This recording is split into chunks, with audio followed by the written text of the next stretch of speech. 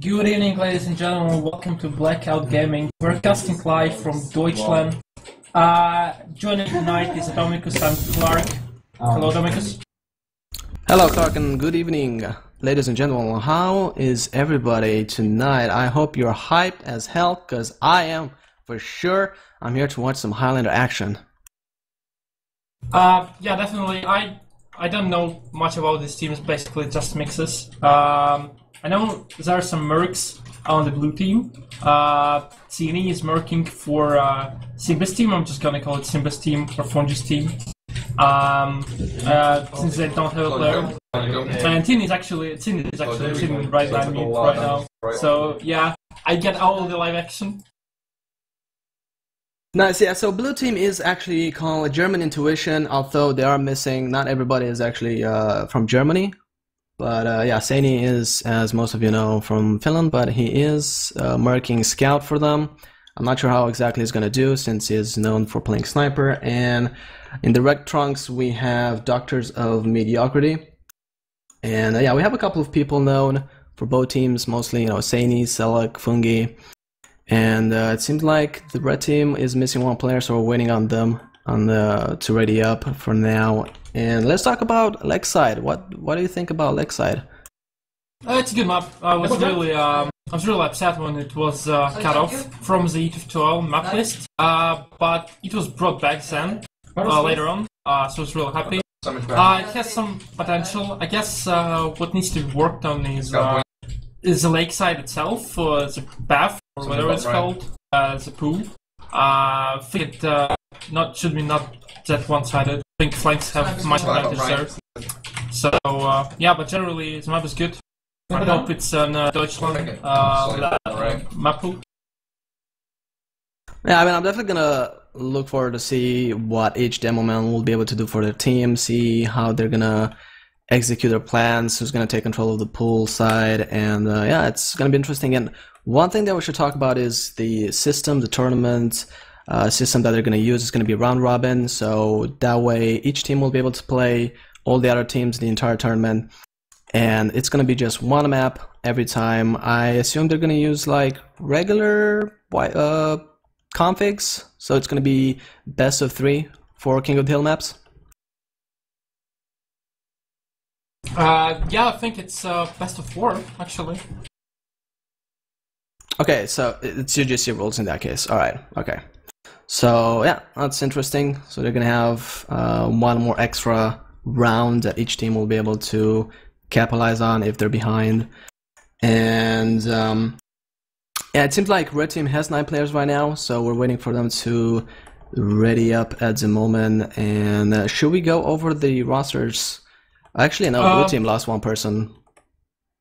Yeah, we can go over the roster of the red team. We have Atsuboom on Scout, a Profound Soldier, this Ambigration on Pyro, Cooley on Demo, Lone Ornament, I like this nickname, on Heavy, Lion King on NG, Constantine on Sniper, who is a really good 60 Scout, Constantine. And we have Stinson on Medic and Domato on Spy. It's a red one. Alright, and on German Intuition we have Seini marking for them as the Scooty Booty, Kanfo as the Soldier, Darks as the Pyro, Fungi as the Black Demolition Man, Simba as the Heavy, Nevier, which is missing at the moment, will be playing Engineer, Kuferi as the Medic, Marv as the Sniper, and Selek as the Backstabbing Spy. Yeah, they still have 8 players, they're still missing 1. We're gonna wait for them when they come. Let's talk about predictions. So, what do you think? Who's gonna get this one? I guess. Well, it's weird. I mean, if I would see Seini on Sniper, then I would probably tend to go with Seini. Totally not biased at all.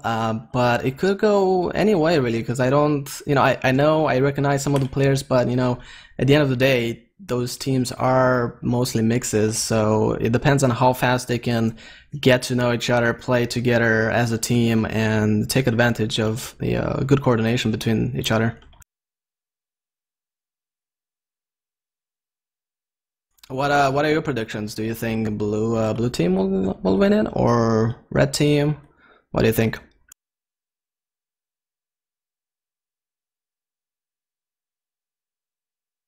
Well, it seems like Clark might have been abducted by an unknown force. So until we get that sorted out, hopefully he comes back in time. We are still waiting for Neviar to join for the blue team. I've been told by a secret voice inside my head that is Clark is updating his Windows, because that's a good time to do it. And yeah, at the moment we're waiting for the blue team to get their engineer, and the teams are just warming up. So let's talk about DeutschLAN. It is a tournament, a Highlander tournament, which is being held at Germany, organized by Fungi, Kaltu, and Stinson. And there are 9 in this tournament, and we do have a prize pool, which at the moment, if I'm not mistaken, it is 2,300 euros, and it will be split between 3 places. So first place will have 1,000 and something, I'm not exactly sure, but you know, 2,300, that's a lot. You know, when I think about it, it is a Highlander tournament, and we haven't had that many. Actually, I think this is the first Highlander LAN ever, if I'm not mistaken. So it's definitely a good step towards Highlander. I'm really happy about that. And yeah, you know, it's a lot of money on the line. So we'll see who can actually get all that dosh. So yeah, hopefully Clark will be back as soon as possible. Neviar is still missing. And it seems like the blue team is missing another player. Oh, it's actually in spectator. So yeah, hopefully Clark gets all this stuff sorted out, and then we can get going.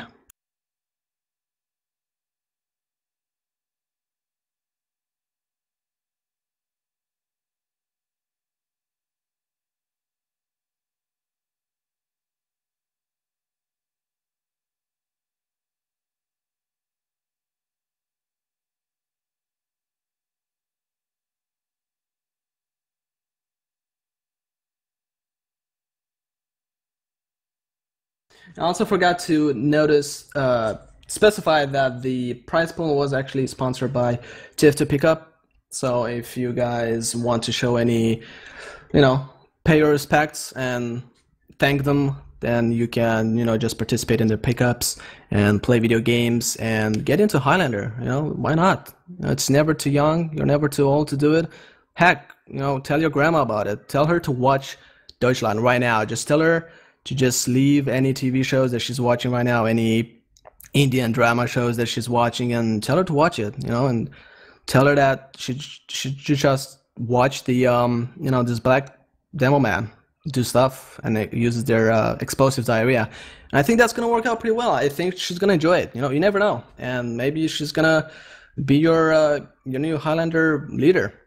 I mean, you know what they say about old people? You know, they have knowledge. They've been through a lot in life, and they might have a lot of game sense. You know, they might know what to do in a team. They might solve your problems. So don't hesitate. You know, get everybody involved in Highlander.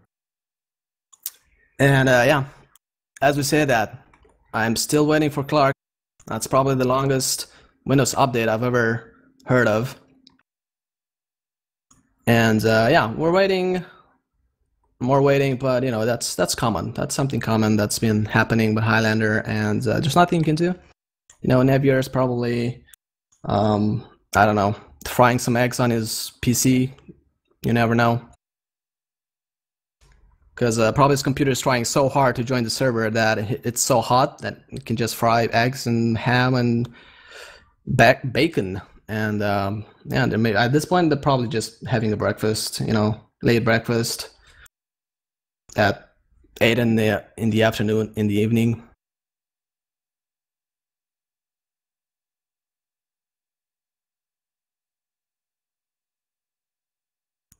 So I'm really interested to see what Sani will be able to do as the Scooty Booty man, because he is playing sniper usually. So, but it is a lakeside map, so it'll be interesting because he's used to being behind or playing with the combo, and now he's gonna play scout. He's gonna play on the flank side. And we'll see how well he can play with his soldier team member. And at the same time, we also have Fungi, which is a known demo man throughout the Highlander scene. So I'm expecting him to do quite a lot of work, and we'll see if the red team will be able to counter that, if they're gonna focus on the demo man. That's like usually the main focus on King of the Hill maps in Highlander. Try to get that demo pick all the time, try to harass the sniper if it's more of a problem, and I'm also interested to see who's gonna run Ambassador as when it comes to spies, because this map encourages a lot of Ambassador playstyles. It's quite annoying, you know, getting behind on the battlements and trying to headshot people all over the place. Meanwhile, the Pyro can't really do much because he needs to go all the way around. He needs to stick with the combo, and that's how you distract the enemy team. And it's a pain. It's a pain to deal with that. And I'm back. Hey, you're back. It's fixed now. Is it fixed? I hope so. Well, do you hear background? Okay, I was told by John it's better, so yeah, I guess I didn't miss anything. They haven't started yet. Blue team still has 8 players. Yeah, indeed. I was talking about the main like focuses on this map, you know, trying to get the demo harassed constantly, and trying to watch out for the spies, and see how much the Ambassador will be used for both of the spies. What do you think? Ambassador. I know a lot of spy mains from like to use Ambassador as their main weapon, like Philjack and Toast. I don't know. I think it's well the tactic. It's just like you have 2 snipers on the team basically. So yeah, why not? I think it's gonna be interesting. I'm not sure. I remember how Salik plays, but I don't think he plays Ambassador spy precisely. I can't say anything about Michael because I haven't seen him play. But yeah, if they're both going to use Ambassadors, I remember it's going to be interesting. Yeah, and I'm curious. Do you think, like, when it comes to demo mans, do you think Fungi will have the upper hand? Do you know the demo man for the red team? Do you like what players do you actually know better? Okay, so basically I know most of these players. I don't know some of these. I think if I had to give someone a name, that would be blue team. They're basically more high experienced. They have a lot of top players like Salik, Fungi, Kafril, Marv. I think Kanfu is there as well. I think he played Mikai or something. Tini is obviously marking. He's a 6's main scout. So he's playing scout. He's marking scout for right now. So I guess that will play in the hand as well. So yeah, I think my prediction is 4-1 to blue team. 4-1 for blue team. Damn, that's like, is that like very generous of you, giving like 1 point to the red team? Yeah, I think like I know Constantine, who's a very good scout in 6's, and he's also playing sniper a lot. He's got good aim. So I guess it will come on to play as well. Stinson is playing medic, obviously is a man with experience. Atsiboom, I think he's a heavy main, but he's playing scout. So yeah, basically these 3 players are really experienced, and I think that will help Red Team get their own round. But that's gonna be only 1. And do you think they're like? Let's talk about Ubers. Do you think the quick fix will come in play? Do you think what's going to be the most used medigun here? Do you think it's going to be Kritzkrieg, or do you think some teams will switch between some of the miniguns at times? If the teams are broad enough and they're not going to be in the main SIES, they are going to use crits all the time. That's what I'm going to say. But if they want to play passive, which I think one of them at least will. They will play quick fix, yeah. But I'm gonna put my bet on crits all the way. Yeah, that's usually I prefer as well, and yeah, it depends on who can shut down the demo man as much as possible. That's usually going to deny crits, and another thing that I've noticed lately, you know, with the update for the miniguns for the heavy, do you think, what's the most used minigun on King of the Hill maps? Do you think Tomislav is good or Natasha? I personally recommend Natasha because I think like it's dealing with the flanking classes quite a lot. But I've also seen people running Tomislav a lot, and what do you think about that? Yeah, Tomislav is a really OP one as of a few weeks, I think. Most of the heavies played on all maps, except maybe Steel, where Natasha can more use, because you can basically deny all the jumping players and they will fall into the pit on E, which is a very good tactic to use, just like using a loose cannon in defending E as well for a demo. Yeah, probably both heavies are going to use Tomislav on Lakeside. Alright, well, what is... I think we've been told that Nevier is launching... well, before he was launching Steam, now he's launching Mumble, so progress is being made. Hold on to your horses.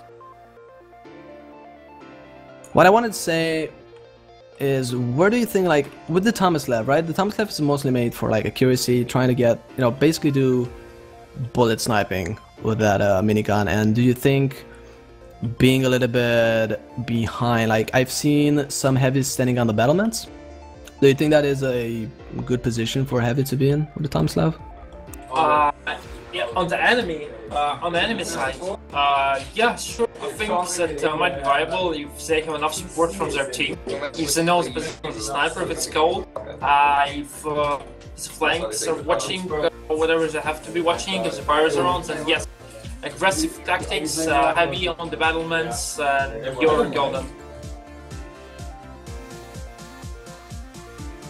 Alright, let's talk about a lot of loadouts, basically. That's what we're covering here on this map, while waiting for Nevier to join in. When it comes to Scout, what do you, because you're a Scout main, right? What would you prefer going? Like, you know, you have the Sandman, you have the Milk, usually Milk is being used on in Highlander matches. So you can support your team.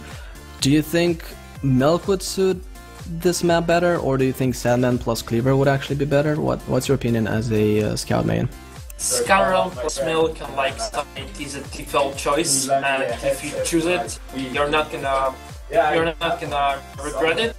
Also, if you try Sandman, I don't know. I actually found it better on using Sandman plus Cleaver in defending the connector on Steel, which works really good against the flanks who try pushing from it. But on a map like Lakeside, where everything's so fast and the spawns are fast, I don't know, I would much prefer to use Milk and just go in and get picks. Good point. Yeah, Scargun plus Milk, and you're golden. Now let's talk about the atmosphere at LAN. How's everybody from your point of view? Because you're there, I'm not there. Atmosphere is fucking great. So I think Hertz might have popped my camera, maybe not. So he didn't. He told me he didn't. Yeah, everyone is good. We have a lot of beer, which we're probably gonna drink later. I think CJ and D are coming over. The atmosphere is really great. Everyone's loving it so far. Fantastic. Highlander and booze. Best combination ever. Yeah, it is. Well, we're still waiting on Nevier for some reason. You know, it's kind of weird. You know, he's an engineer. He's supposed to fix problems. His main thing is to solve problems, but it seems like he's having the hardest of them all, because we're still waiting for him. And we were actually panicking, thinking like, oh, we're gonna be late. You know, the teams are gonna start, but here we are. The only thing that's stopping us is actually the teams themselves. And yeah, I think we. Do you know if other teams already started? I think Cine has already started playing, so yeah, they should be going live soon, hopefully. But there's still 89 on the server. Apologies for my microphone. I can't fix it right now, unfortunately. but I will try to do it later. There are a lot of people talking behind me. That's basically all the hype, right? That's just all the hype, like just being there for you morally and supporting you at the LAN. Yeah, actually, John is telling me that the Marvel can actually replace me now, which is really good. Because I will be able to do other stuff. So Marvel will come in now, and he will hopefully have a good microphone. So we'll leave you guys in the game. Hopefully my insight was any good.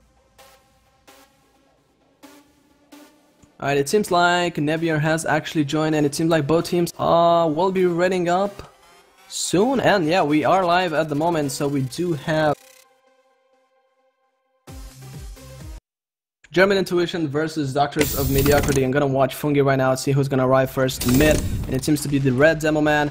Getting a little bit of exchange over here. The blue demo man trying to go on the other side. At the moment he's being a bit disconnected, but his combo following up. Getting a nice headshot on the red heavy pyro, excuse me, and Sydney going down to the red scout. And it seems like red team already losing so many people, and blue team will be able to cap this for free at the moment. We'll see if they're gonna try to approach and have a aggressive positioning on the enemy battlements. By that moment, they're just capping the point, and red team are getting the red team is getting some respawns. The red sniper went down from Selec, so no sniper for the red team, and it seems like they're trying to push now from the main area. Selec watching them from above, and we'll see if it's gonna be able to get anything. It's probably getting, but it's blue team actually very close to the entire combo. We'll see if they're gonna do anything, and Selec comes in, gets the demo pick. And Uber getting a exchange between the two teams, and it doesn't really seem like any of the teams got the better one, and blue team decides to push out, pull out of that, and red team reforming to prepare for another push on the left side, it seems like it. At the moment, the red team is just chilling out on the left side. They're trying to push out, but that's such a huge choke point, and the mill coming there, blue team pushing in, getting the heavy pick, demo man going down for the red team as well soon. Surely, there he goes, and it's like the red team is just bleeding so many people, but the blue medic went down to the red engineer. Lion King just went crazy and got the medic pick for the red team over there. So no medic for the blue team. Advantage goes to the red team at the moment. They do have 80%, so that is a lot. They're probably gonna use this to go back and cap the point. Let's see if they're gonna succeed. Selec is waiting with 20 HP. But they know there's something happening, and the Uber gets used for the red team.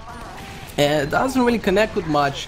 Two pipes there by Cooley on Saini, and they're gonna be able to get this for free, but they didn't really utilize that Uber for doing much, except getting some ground on the point, and it seemed like the red medic just went down, getting completely sandwiched by the blue team, and red team only 4 people up, and they still haven't capped the point. That was so close. And it seems like German Intuition will still hold the point with 1 minute remaining. So we do have a small skirmish between Selec and the red sniper. And oh, nice headshot from Konstantin, getting that headshot on the sniper. On the spy, excuse me. And Cooley just went down to Fungi, so no demo man for the red team. That means they're not going to be able to push without a demo man. That's really important. And actually, Fungi jumping in, so aggressive, trying to get the demo pick, the medic pick, and not really getting it, dying for nothing. But I think I missed a medic pick, and I have to apologize for that, because the blue team is behind in Uber, so they must have actually lost their medic there, and that's why Fungi tried to go for the red medic pick. And Fairly actually died again to the spy, I believe. I'm not sure. Like so many things happen right now. But it seems like the red team will be able to cap the points, and blue team with only 3 people up will have to regroup and see how they're gonna approach this. They do have a small advantage because Stinson just died as well to Selec on the point. So blue team will have a small advantage, not gonna be a lot. And it seems like red team will actually go for the quick fix here. They're gonna try to be aggressive with it, but I'm not sure if that's gonna work out for them. We're gonna have to find out. Point now in the hands of the red team. German Intuition trying to slowly dry push this up to the point, try to cap it, and it seems like they're gonna get it. And red team just bleeding out a lot of players. They need to regroup and try to get it and just get on the point really, but it's not enough. And I think this round will go for German Intuition. This will be 1-0 for them.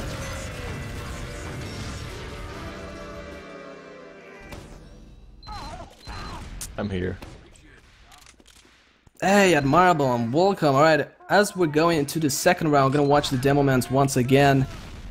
It seems like the blue demo man is a little bit forward, but then he kind of got out, and we have Kanfo jumping aggressive, trying to get that pull house, dying, not really managing to get it, and the pull house is in the hands of the red team. Blue team trying to push out towards the point, not really getting much done. But at the moment it seems like a stalemate. Neither of the teams get a hold of the point. As of yet, we'll see who decides to push out. Oh, we have Saini going behind for the blue team. He's gonna probably take the sniper pick, and yes, he goes down. So now, red team is in a sticky situation because they can be sandwiched by the flanks. They need, blue team should be able to do this, and we do have a push. Uber being popped from the red team, counter pop from the blue team. Blue team has a much better Uber, but the red pirate doing so much work, disconnecting the medic from the heavy, but eventually it goes down. And the red medic went down as well, so it's almost a wipe for the red team, with blue team being able to cap the point out for free and having the advantage as well. What are you seeing, Mr. Admirable? I've just arrived in the game. Oh, it's German Intuition versus Doctors of Mediocrity. Which team is which? Blue team is German Intuition and red team is the Doctors. No, gotta back our blue team here. Camfo, legendary ETF12 admin, and bigwig at TT Esports. Oh, there's a big backstab coming in though, as we see our red spy trade his life there for the medic pick. Is he actually gonna survive as well? It seems like it. He got out nice and easy, and that is an excellent trade for the blue team. And it seems like the blue sniper being so aggressive with the demo man, but they're all by themselves. And red heavy going down for the red team, of course. Crits available on the red side. Oh yeah. They tried quick fix and it didn't work, so I guess they want to try with the crits, but they do have it. We'll see how they're gonna use it. They should know that the blue team is situated on the left side, and we'll see they're gonna get spam. I don't think that's gonna work out. The red demo man going down, and yeah, there's such a big choke point there, and not really working out for them. Stinson playing medic here, trying to make the big plays happen for his team. Whipped out that crits Krieg, but didn't seem to get much done with it. They pushed through the tiniest choke point. I mean, I feel they probably should have gone right there, rather than try and force the issue. You know, pushing up the tiny tunnel from the low ground to the high ground. That ain't easy, man. They tried to make it work, but they got crushed right there. They really have like no control whatsoever on the map here. Like, there's even a mini sentry on their side on the low ground, but now we see the Doctors starting to edge their way forward here. They still know that they're at a huge Uber disadvantage, so maybe they want to look for that medic pick or try and get the force there onto Kerfel, but he seems well protected. And it's looking like one-way traffic here for German Intuition. Yeah, indeed. They did. Red team had their sniper picking out, trying to get that medic pick, but he was so disconnected from the combo classes. He didn't have anybody covering him, and it seems like they're gonna try to go for it. It's gonna be Uber versus Uber, but they already dropped their demo man, so that's not really a good thing on a King of the Hill map. So yeah, blue team will be able to hold this nice and easy. They do have control of the pool house. The red spy is behind them, but it seems like they're aware of it, and he's probably gonna be taken care of. And we'll see what red team is gonna do. They need to push out. They need to get that demo man and try to get a push going towards the point. And here it comes. Here's the push from the red team. We'll see if they can do it. Blue team actually getting a hold of it. Get a big jump and a bomb from Kanfo, the blue soldier, and getting completely just getting everything on the red side. And yeah, second round smashed there. Only their spy remained alive. That was just a slaughter right there. I don't think they had the demo man there in that push. Did he? Yeah, he got dropped. They did? Okay. Yeah, right. He died in the beginning. But I mean, afterwards they didn't get it in time. Yeah, it was just a disaster, an absolute car crash. But they're gonna try again. This is map point, I guess. They're playing first to 3, right? It's first to four. Four, I'm yeah. being told that it is UGC using rules. the UGC rules. Yes, indeed. So that means they've got a little bit of breathing room here, and already we actually see the Doctors have managed to earn themselves a little man advantage. They've got a lot of important frags here, including the Demo Man. They are trying to work the numbers here, but Simba is mowing them down. He's going against the odds here, just gunning them down in the pool room. But eventually he's going to get focused down, and we do see Disambiguation coming in with the 2k kill off Heavy, and Medic Kerfel just about got that Uber with the saw, but then dropped it immediately afterwards. Yeah, this is what they want right now. They have the Uber advantage, they need to just regroup, and they shouldn't allow the blue team to cap the point right now. Maybe they should just send as many flanking classes towards the point as soon as possible. Try to stop this. They do have the Uber advantage, so they should try to stop this as much as possible. There's an interesting dynamic on this map, you know, the battle for the pool room, and right now we do see the Doctors of Mediocrity trying to take control of the pool room, and you know, it's a great place to use as a sort of a base to take the main point from, because there's a lot of cover here. You obviously have that big med pack, which is like an extra player in your team. You get that full health, or half health. No, it's full health even. But right now they're just sort of peeking out here, trying to engage a little bit, but they haven't managed to make it onto the point. A nice spam there from Camfo, currently on a 3k, gets Stinson and Lorne Ornament there. Heavy and Medic down. Brutal. Yeah, and it seems like they got just... That's not really where you want to go with the combo in the pool, because, again, it's a small area, you can just get spammed. And it seems like the main problem with the red team is their Demo Man. It keeps getting either dropped or just...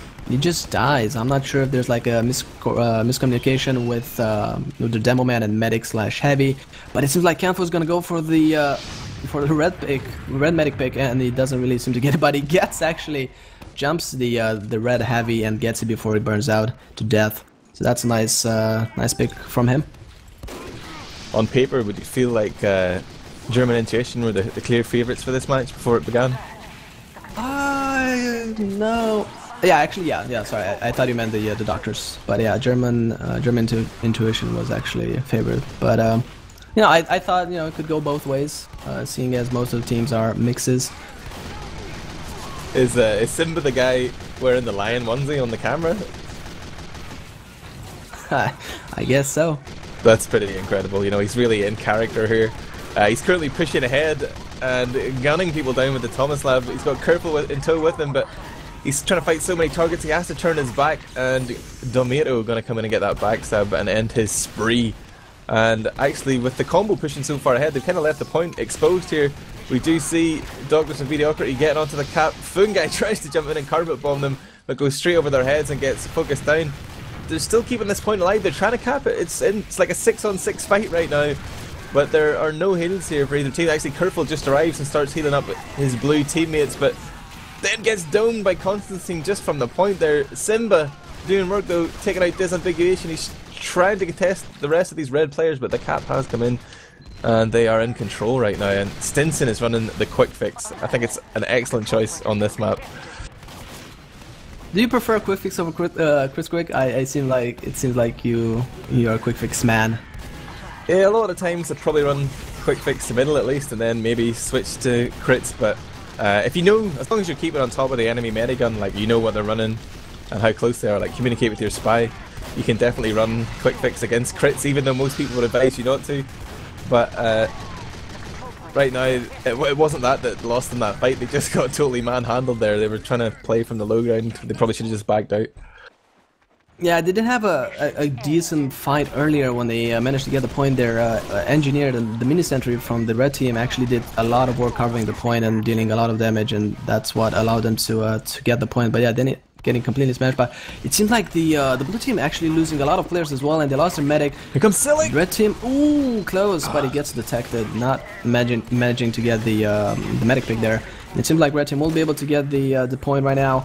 They're gonna have to hold it for 2 minutes and 15 seconds though, while blue team has to just capture it and hold it for 8 seconds. So I feel like the blue team will be able to do it. We'll have to see how they're gonna use their quick fix from the red team. They should be using it very aggressive as soon as they know that the combo classes for the blue team is on the right side. Oh, here comes Selig again on the respawn. Or he's actually in behind. He's been spotted out though by Lawn Ornament. He's just hiding around on the point. Does eventually go down there. and we're seeing German Intuition throwing a few players in a little before the fight had actually begun, so right at the point where they're getting ready to push, they actually get the foresight there. They force them to use the quick fix, so whenever they Uber in here, they're going to have a big advantage. So, I mean, Doctors of Mediocrity, they need to play a little bit aggressive, I feel, to get the foresight early and then try and run away, but if they stay on the point and fight, they're definitely going to get crushed. Like, you have to play to the strengths of the quick fix, for sure, or the weaknesses. Yes, indeed, and that means the blue team will have their Uber. They're gonna try to push from Pulse now, and oh, the red demo man actually going down, courtesy of Silek, and Kanfo, sorry, excuse me, going in for a big bomb, getting the medic pick. So no medic for the red team, and blue team will be able to sandwich them in and get the point for free. And we have the Spy getting the blue heavy, which is a nice pick, but I don't think that's gonna help much. And blue team will be able to probably get this as well, and they will lead 3-0. The point has been kept alive here, just as Eatsbomb steps onto the point. He's trying to keep it alive, but he's just getting outnumbered there heavily. Steps off for a second, the cap time decays, and they have made it 3-0 here. Are they going to swap sides or just play to 4? I think they're gonna keep the same sides. Just gonna have to ready up once again, or maybe, you know, talk not like those about crazy some, Americans. Yeah, secret strategies. Is that what Americans do? They switch sides? I think so, yeah. I mean, at the end of the day, it's weird, so it's nothing special. I don't know, maybe there's like some weird... Maybe I'm just making it up. You can trust me, though. Why would I lie to you? Exactly, you know, I always trust lovely people like yourself. But I feel like... yeah, go on. So I just want to say, I want to talk more about the quick fix, you know. I want to encourage everyone in Highlander to use it, because except for the Uber trades, you know, it's just better the rest of the time. You can play 40% more retarded because you can do 40% more healing all the time. Here comes Kanfo though, he's going to bomb in immediately and just take that quick fix out of the picture. Immediately gets the pick onto Stinson. And who is looking for this soldier bomb? Someone on the red team needs to stand up and take responsibility and keep their medic alive here, because that's happening way too often, Atomicus. Yes, indeed, and it's kind of weird because red team gets a hold of their pull house on the flanking sides usually quite often, but then they just lose it. Like, they don't seem to keep control of it for a long time. And we've seen in the previous rounds the red sniper Konstantin actually top scoring for them. So it feels like I would recommend maybe, like, you know, having them cover up their sniper more often, try to allow him to make room for them. Like that is what I would do, at least. Yeah, definitely a key part of this map. It is, the sightlines are so huge that sniper can be very powerful. That battle.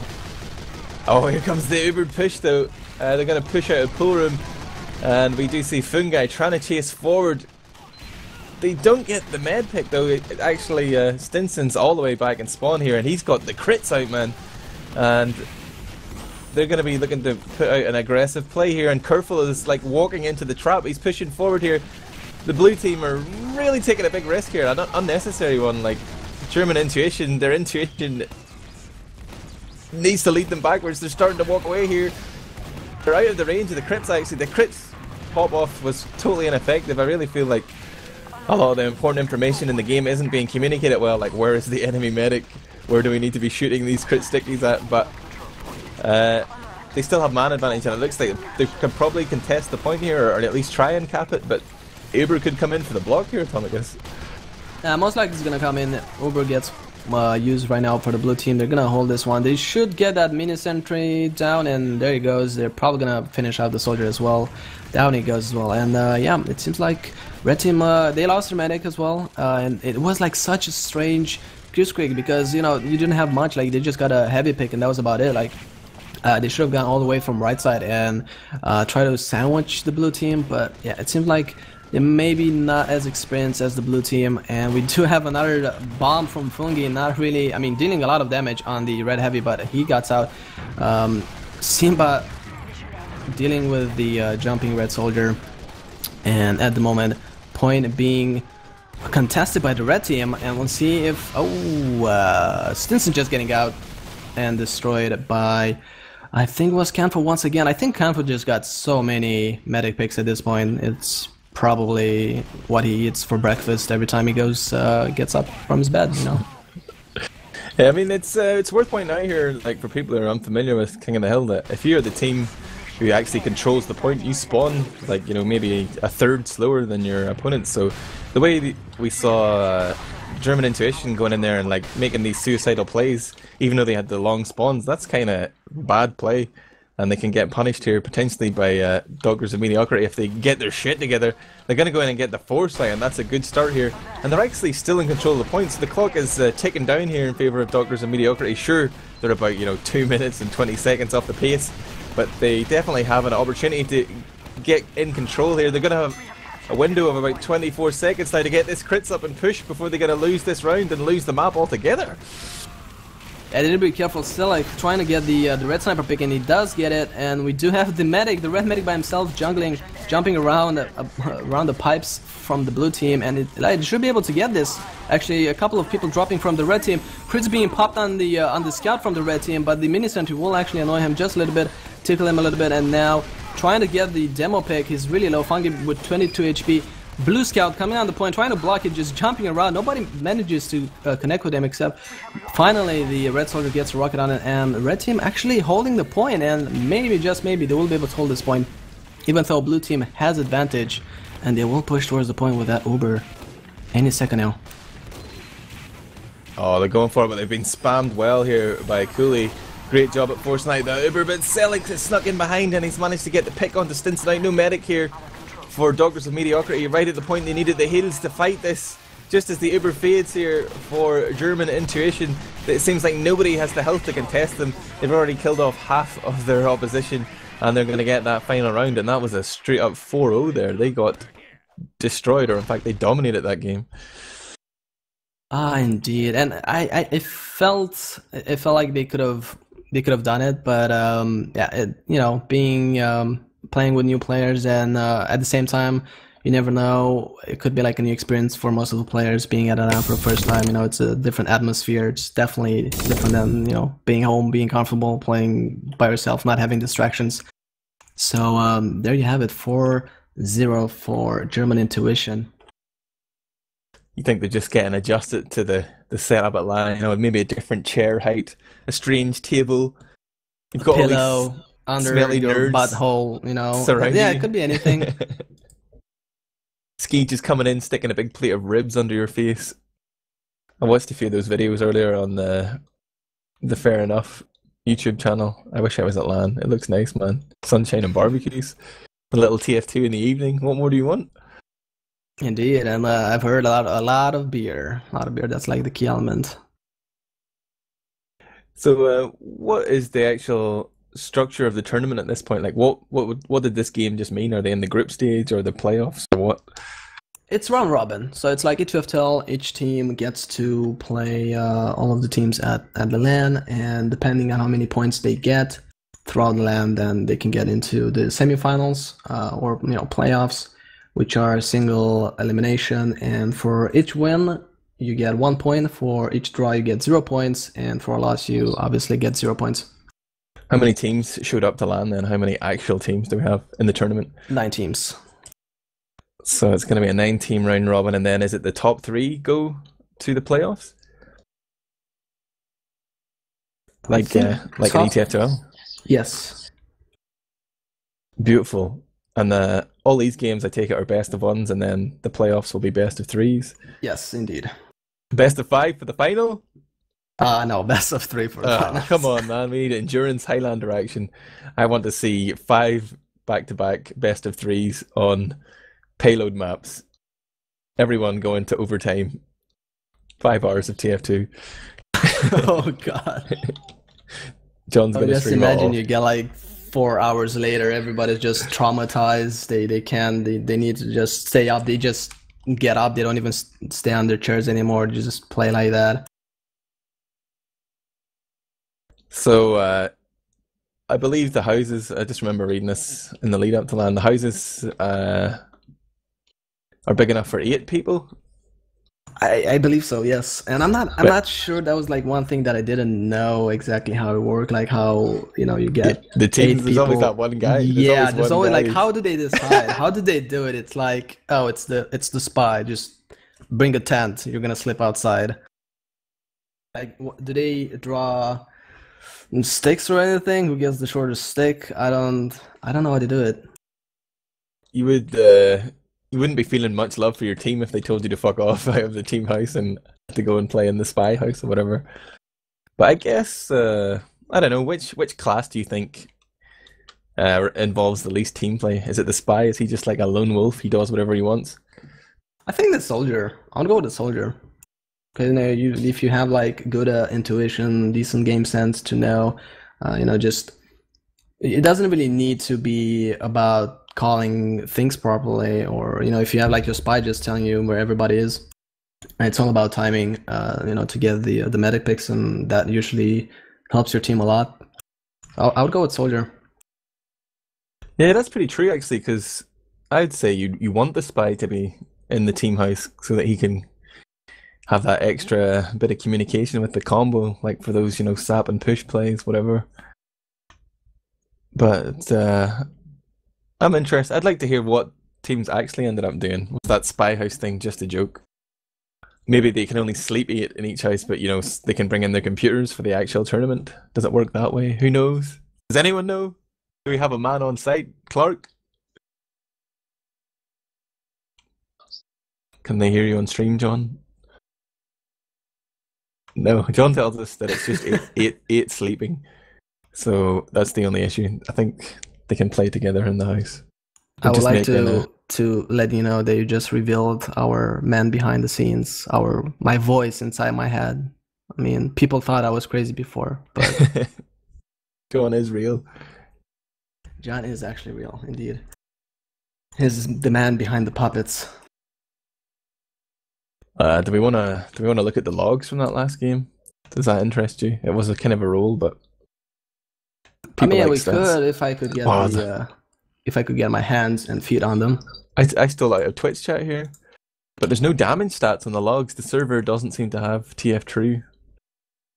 And like, what's the fucking point, man? If there's no damage stats, it's all about that damage. Yeah. Look at Simba the Beast: 53 frags, 17 assists, and 10 deaths, giving him a kill assist to death ratio of a 7. And Kerfel clearly staying alive. Kerfel with 50 assists and only 6 deaths.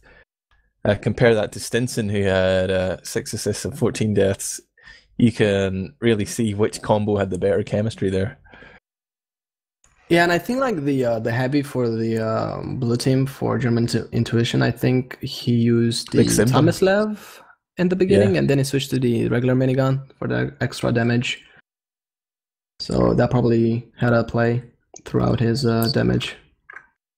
I've only played minimally since Gunmetal came out, but, you know, correct me if I'm wrong, but the trade-off between the Tomislav and the standard minigun is that you get slightly better accuracy at range, but you do less damage overall. Is that it?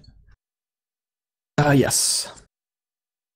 I mean, usually like, yeah, I mean, with the new changes, I would go for Natasha on Lexite because, you know, heavy is not really like the best class on King of the Hill maps, and usually it deals with you know, with flanking classes, jumping soldiers and whatnot. So having that slow effect on those flanking classes can hinder them useless.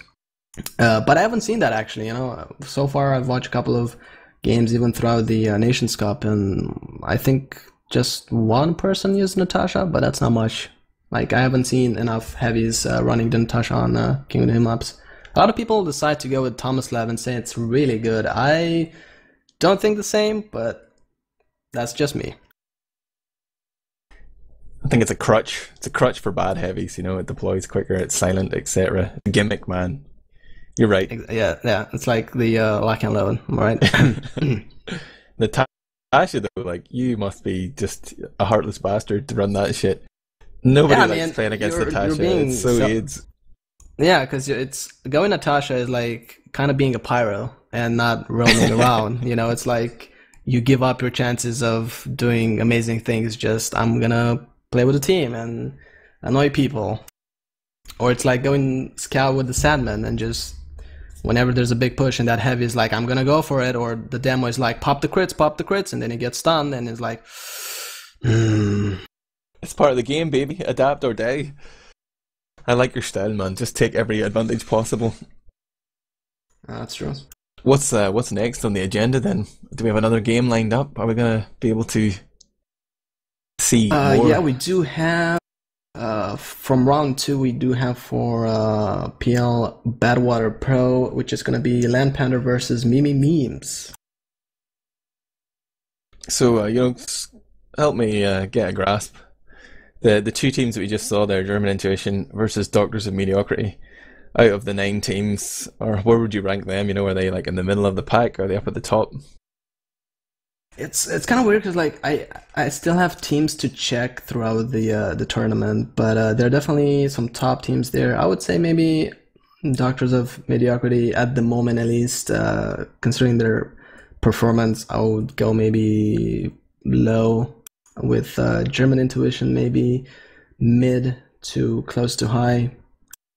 But we definitely have some top-notch teams coming up throughout the LAN. I'm fascinated to watch this, actually. I think Sigafu is coming.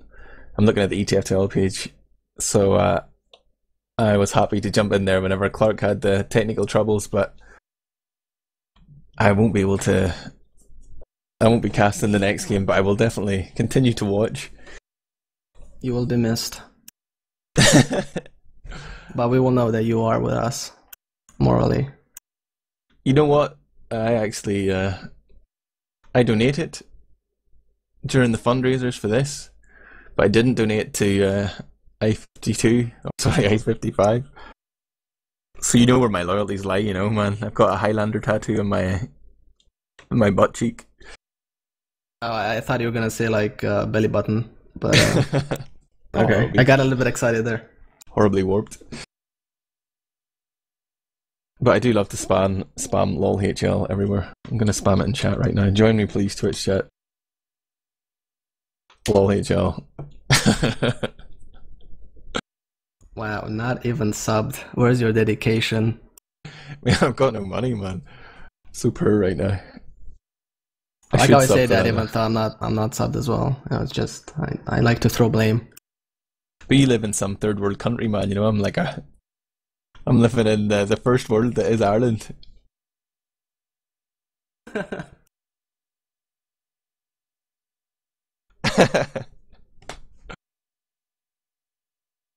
I like the new touch. I like the we have some live cams from the LAN, and everybody seems like they have their own beers. So I kind of asked this. I'm wondering, since everybody's just drinking, and we do have a couple more rounds, and we're gonna close up close to midnight. Do you think people are just gonna play worse as they go, or do you think it's gonna get better once the all those beers kick in eventually? Yeah, I've got quite a bit of experience of playing drunk at LAN, and definitely it does make you play worse initially, but eventually, you kind of come to this, you plateau a little bit, where the increased consumption of alcohol doesn't seem to affect your game anymore. So you have to sort of take the hit early on. You will be bad. You won't be playing as well as you could. But eventually your body will adjust, and you'll be you'll be in the zone, man. So just stick with it. Don't drink at all, or keep drinking. That's the only options. So personally, you think you're gonna do better? I think you're gonna do worse overall. If you want to win, don't drink, man. But if you decide to drink and you still want to, I'm curious if we're gonna see like towards the end, like different loadouts, like just people screw this, just get Mark Gardner, get all sort of weird things. I'm actually waiting to see who's gonna be using the loose cannon. Probably on Badwater, it will be used on certain choke points. Yeah, if you can get those distances right, where you can just click without charging it and hit the double dunks, it can be absolutely devastating, especially with the knockback and stuff. It can really mess up your opponent's pushes. But as for the sort of shenanigans, you know, the gimmick plays, the trolling, perhaps, definitely could see that as the night progresses, and maybe as well once it becomes more apparent who the best teams are, you might see some of the lesser teams you think they don't have a chance, just, you know, coming out with the wild strategies, the reckless plays, trying to make some big moments for the stream. Yeah, let's talk about Badwater. Like with the pro version, have you played that a lot lately? I've played it a couple of times, maybe like 5 or 6 rounds. I've cast it a couple of times as well, so I am aware of the changes. Actually, the most recent version, they seem to change some things back again. I remember they had made the window on 3, like there was no ledge on it, and now they've added they made the frame tighter again. They kind of balanced it back in favour of engineers. I didn't understand that. But I definitely love those changes between second and third, you know, where the big house, you can walk around it. There's a lot more options for the flank there. I feel like for me, like when this map came out, like I saw it as, you know, Badwater was fine, and it feels like the map was made by a lot of people that had a lot of issues pushing from the third point. Like they were like, you know what, I can't deal with this, I'm just gonna update the map and do it easier. And that's how I look at it. I think like stuff like winding the stairs up to third, that's good, because the dispenser blocker is like, that's kind of an exploit that's broken in a way, or like it makes it really difficult for your spy. Or you can still get around it, I suppose, if you spam it down or whatever. It requires a lot of teamwork. I feel like, yeah, third was, like if you had a really good defensive setup on third, like if your team knew exactly what to do in every situation, I felt it was like it was too strong on defense. I'm glad they made some changes. Do you think they've gone too far? They've made it too easy on third? I don't think it's too easy, but it's definitely much easier, mostly because you can take care of the left side as well as a combo. You know, you can, like if you go with the combo right side, you're kind of stuck in the house in that choke point. Where now it's, you know, you can go on that balcony area and go left side and try to deal maybe with the soldier from the defending team, and then maybe open up for your flanking classes to get close to them. And the window area for the sentry gun has also been modified, so the sentry is not really that powerful in that position, but it's still being used. I think the missed opportunity really with the pro update was that they didn't make more of the second point. Like they didn't really, teams are still just sacrificing second. They're like, this doesn't make sense to try and defend here, because there's such a small window of time to set up on second from when you lose first, but also that once you do set up to defend on the roof at second, like if your defense goes bad and you want to escape, you have to like walk across the sniper sight line or like the main area where the card's coming from the track. So it's like, it's a total gamble. Like I don't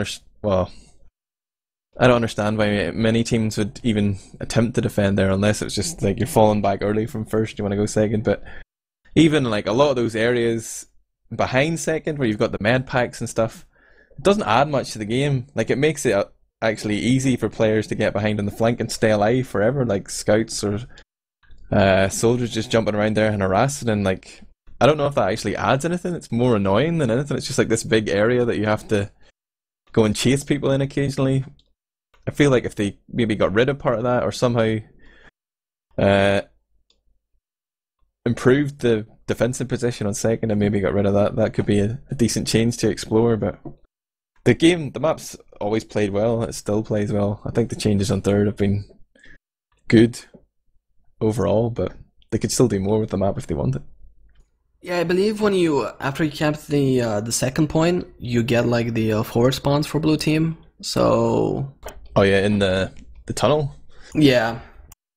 So that usually helps. It helps any classes that, you know, if you don't have a teleporter, it usually helps to catch up towards the third point and push faster.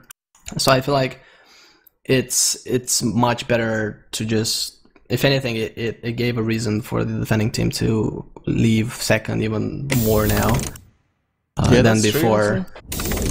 Because if you actually have people behind on the second point and you didn't pull out in time, then the blue team, even though you think like, oh, we kill like 6 people from the blue team, they're gonna have that forward spawn and they're gonna be able to catch you while you're retreating to the third point like much faster, since they don't have to walk that much. You can even get like a demo man just jumping immediately as soon as he spawns. So, but yeah, definitely like you said, it doesn't really help the second point at much. It's like we're just gonna make it harder for anybody to actually hold it, and just maybe that's the whole plan. Like a lot of people, you know, the teams in lower divisions, they were trying to hold the second point, and maybe with this they're just trying to implement like the meta just delete it from the higher. Well, what's the point of CP2? Get rid of it. If I don't know. So are you telling me when you cap first, you actually get that spawn in the tunnel? Or is that when you cap second? Oh yeah. That's a good change for sure, because that walk from spawn was kind of dumb. So maybe teams should fight for second then. Put up a little bit of a fight anyway. I would always like fight from the tracks so I can escape, but it is kind of worth stopping it now. Like it's worth fighting over. To some degree, but I don't know. I think third point's too valuable to give it up. Oh, Sikavu, your lovely voice has embraced us. Hey. You tagging me out, man? Stream right now. I didn't tagging me out? I suppose so. Here, let me turn off my air conditioner real quick and I'll be good to go. Perfect, the man that I have a question for. Atomicus, if you were a betting man, who would you be betting on here? Land Panda or memes? Ooh, well, I would. It's hard because whatever I'm gonna pick, people are gonna hate me anyway. Like people from those teams, so it's hard. I mean, based on skill, I have to go with Land Panda for sure. But yeah, you know, I don't never know how you bet can say against no to Hildreth. dank memes. Come on, let's go. It's always the memes. Hello, I'm Highlander. looking at .tf right now, and it's 83% in favor of Land Panda. Yeah, I mean they do have Steve Panda, Hildreth, Galtu, Samsky playing Spy. So yeah, a lot of well-known players from Prem.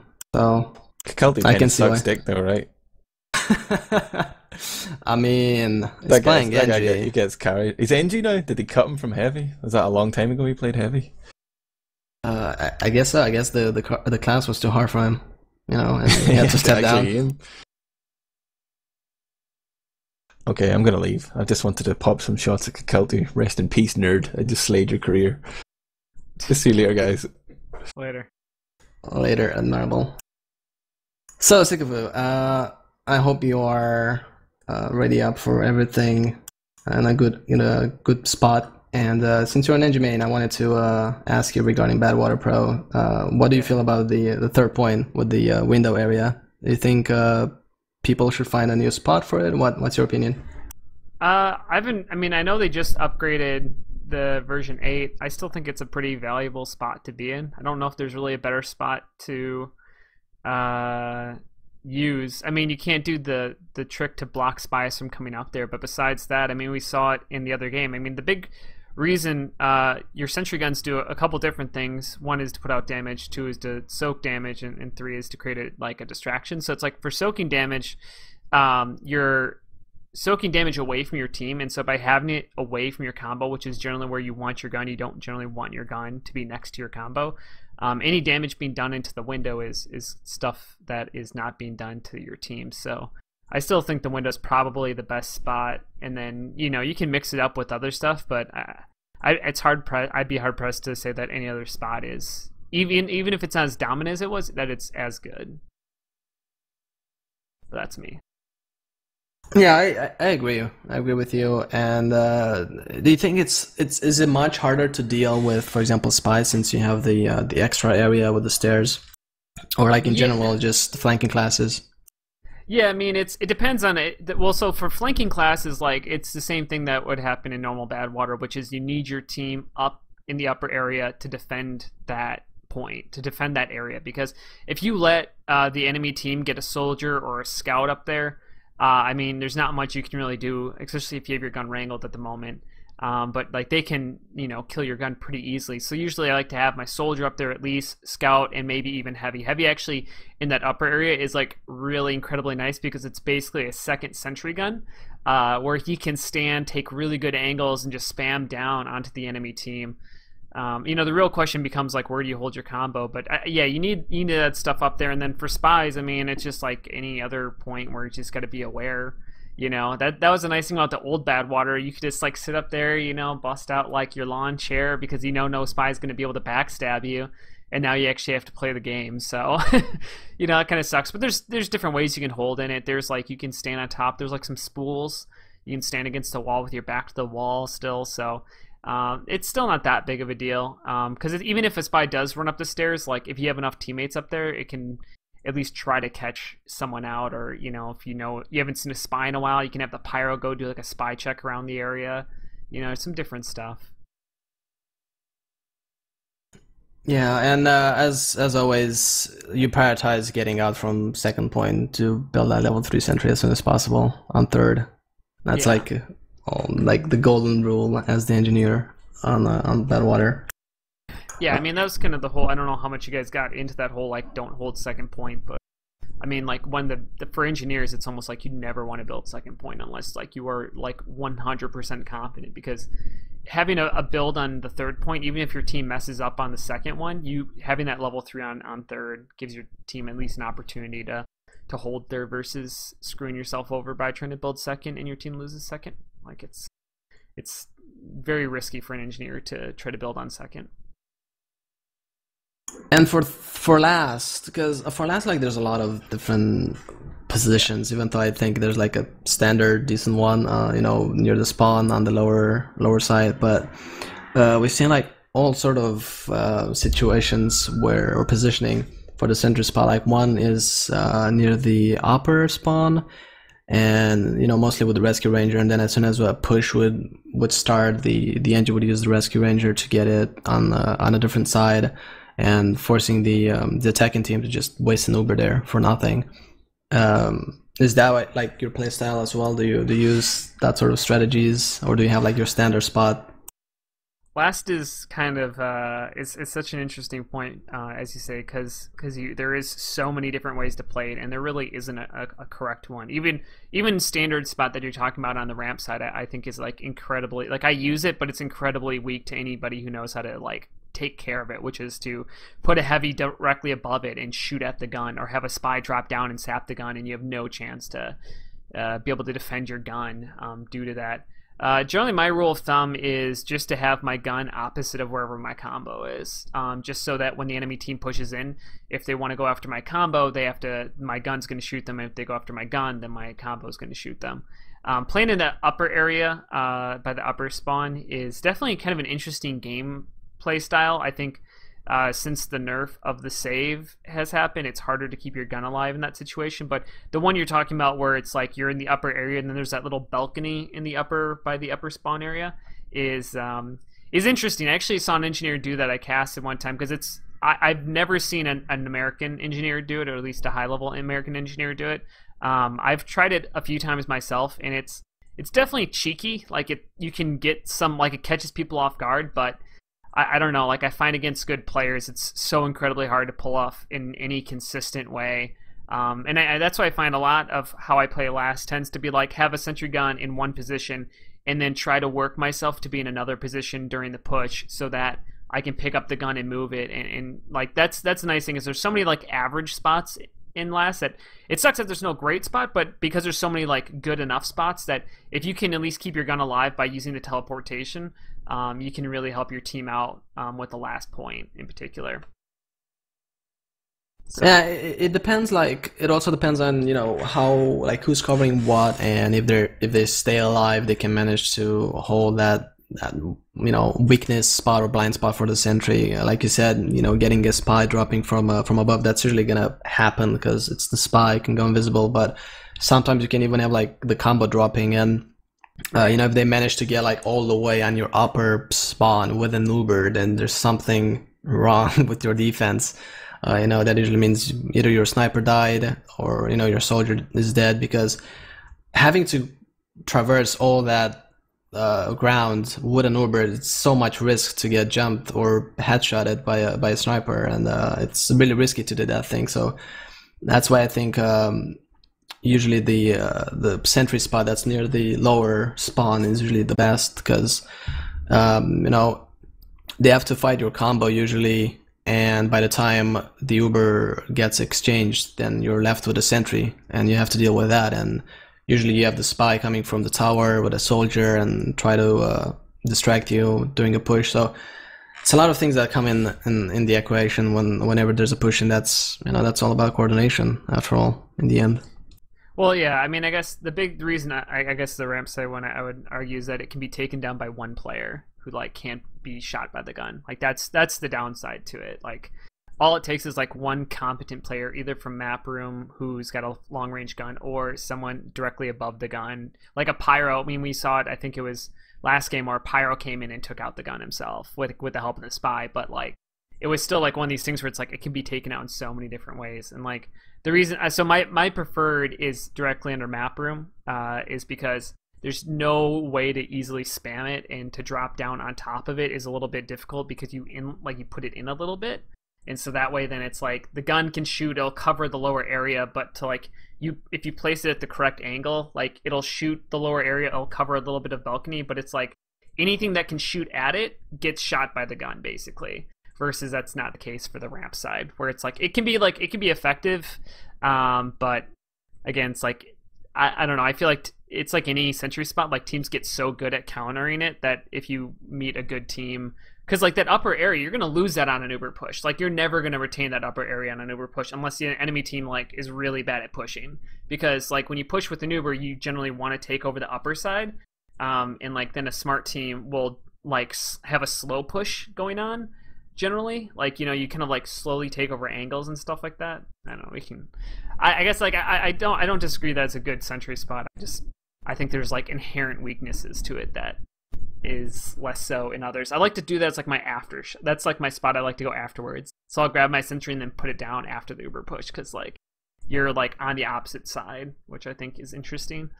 But to pull it off correctly is difficult because you got to keep alive throughout the push. Yeah, it all depends in the end, you know, on the enemy's team coordination, how much. I feel like the best thing you can do is try to make the team traverse an area where it's most vulnerable. It's like you know, medic drop, or have to use their Uber very early on, so then your team has the advantage. And yeah, your position as well, like either they drop from above and usually your sentry is going to shoot them and push them out a little bit in the middle, and then they're going to be disconnected and you're going to be surrounding them as their Uber fades. At the same time, you know, a demo man can spam that area where you are from above, but again, you know, it's going to be very vulnerable to do so. And yeah, there's a lot of different ways, and it's all about each team and how good of a coordination they have. Yeah, absolutely. So as we're waiting for this match to get going here, so yeah, when it comes to Badwater, I mean, do you like the changes? I know you guys kind of talked a little bit about the changes, but overall, what are your feelings on the pro version? Do you like the changes that happened kind of overall with the map? I think they made it much easier, as I was saying to Admirable, and I feel like the map was fine the way it was, but I can agree that third plane was hard to push. Especially like in lower divisions, at low levels, because you know, it requires a lot of things to be checking. You know, like you have like a checklist, and like, is my soldier alive? Is my spy alive? I need the spy to do a distraction. Like, not even go for the sentry, because you can't get to the sentry, like you said, on the older version, because the dispenser would block the stairs. So just go for something else, you know, either a medic pick or a pyro pick, or just distract anything during a push, and have your soldier jump on the left side. Then, you know, maybe your sniper will get a pick as is overheal. So there's a lot of variations, a lot of variables that you need to have in control on your side to make the push successful. And that's the main problem. It requires a lot of coordination. And that's what made it very hard for most teams. So it's, you know, it's all right. But yeah, some changes. For example, the second point, it's kind of weird. They made it easier for the red team to get towards the roof without having to deal with the sniper, I believe. Well, yeah, I mean, you're not running through a sniper sightline. That's, yeah, like you actually have a chance to set up a second point defense. I mean, I think that was needed because, I mean, I think second point was virtually unholdable or virtually unable to get a good hold on unless you got out so early on the first, like unless you did everything correctly on the first point to get out, or you made the call very, very early. Whereas now you can kind of try to fight for the first point, but then back up to second and do it with an opportunity. Second point's still kind of a hard point to hold on to, or at least get set up correctly on. But I don't know. I think I like the door. It makes it interesting because it doesn't even guarantee you, because as soon as you capture the first point, you know, it opens up, and if you call it too close, like that extra gate's not going to do anything. Like you're going to get, there was a game we saw, I was casted over in the Nations Cup where a medic got out through that door, but then like they capped the cart like 2 seconds later and the medic was dead because there was no chance he was getting out. Because even if you go out through the roof, even if you do all of that, you're still going through a sight line or like a choke point. You know, that's the whole roof situation is like, that's why that point's hard to hold, is because you have to walk through the cart path. Like that's, I don't know. I think they could do some different. I think the point's fine as is to be like an easy point to hold, but that's really the reason, is because to get to the roof, like you have to walk through a sight line, which is like horrible. So like every time you spawn, you have to go to the roof, which is crossing a sight line, which is incredibly risky to do. Yeah, not to mention the stairs. You have to go all the way on the stairs, go up. Then, you know, there might be a soldier bombing in from yard already, and if you have like 3 people caught in the stairs area, you can just, most of you die, and then you don't have 3 people for a couple of seconds. Then, you know, third point. So yeah, it's for the blue team as well. After they cap the car, you know, Demoman can jump towards the roof easily, a soldier as well. So it's just so hard to hold second, you know, unless you have like a level 3 just magically appearing out of nowhere just already to cover you a little bit, and have 8 people alive on your team, then it's quite hard. Yeah, no, agreed. It's one of those things where it's like that's like the hard point. Like I think Badwater is one of those ones where it's like if you can play like a perfect game as engineer and get all your stuff out, like you can help out your team a lot, but it's just that much harder to do. And that gate actually helps a lot for the engineer play, because you can grab your gun like and run through the gate. Because before you would have to be like all the way at the corner before you can grab your gun, because to walk with a mark of death on your head, you know, that far and slow, and then also you were slower back in the day as well.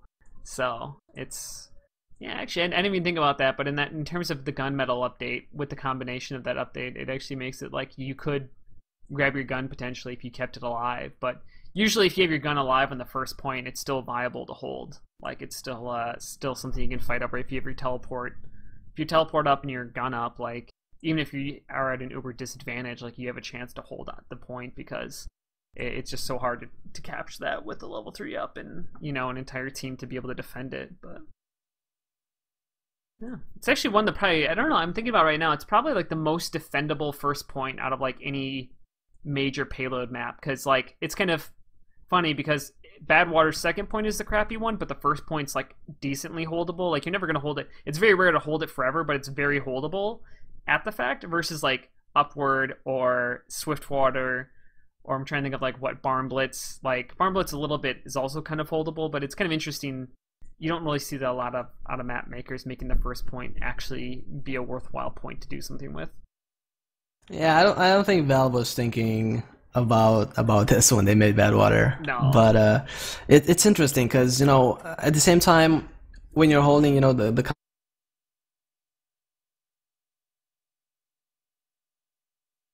and down goes. Yeah, okay. Not just me. So now it's just me. Now it's all mine. I shall take over. No. They can't hear. Oh, you're back?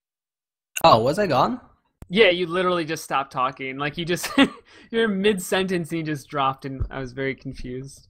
Interesting. Okay, anyway, Sorry, go ahead. as I was saying, talking about the combo positioning for defending on bad water on the first point, at the same time, you have to cross all the way back to your second point. You know, sure, you can go through that gate, but like you said, it's a lot, you know, going all the way to the roof, and then if you're gonna get rid of second, then eventually you will go through that crossfire. And with this latest version, the fence is not as big as before.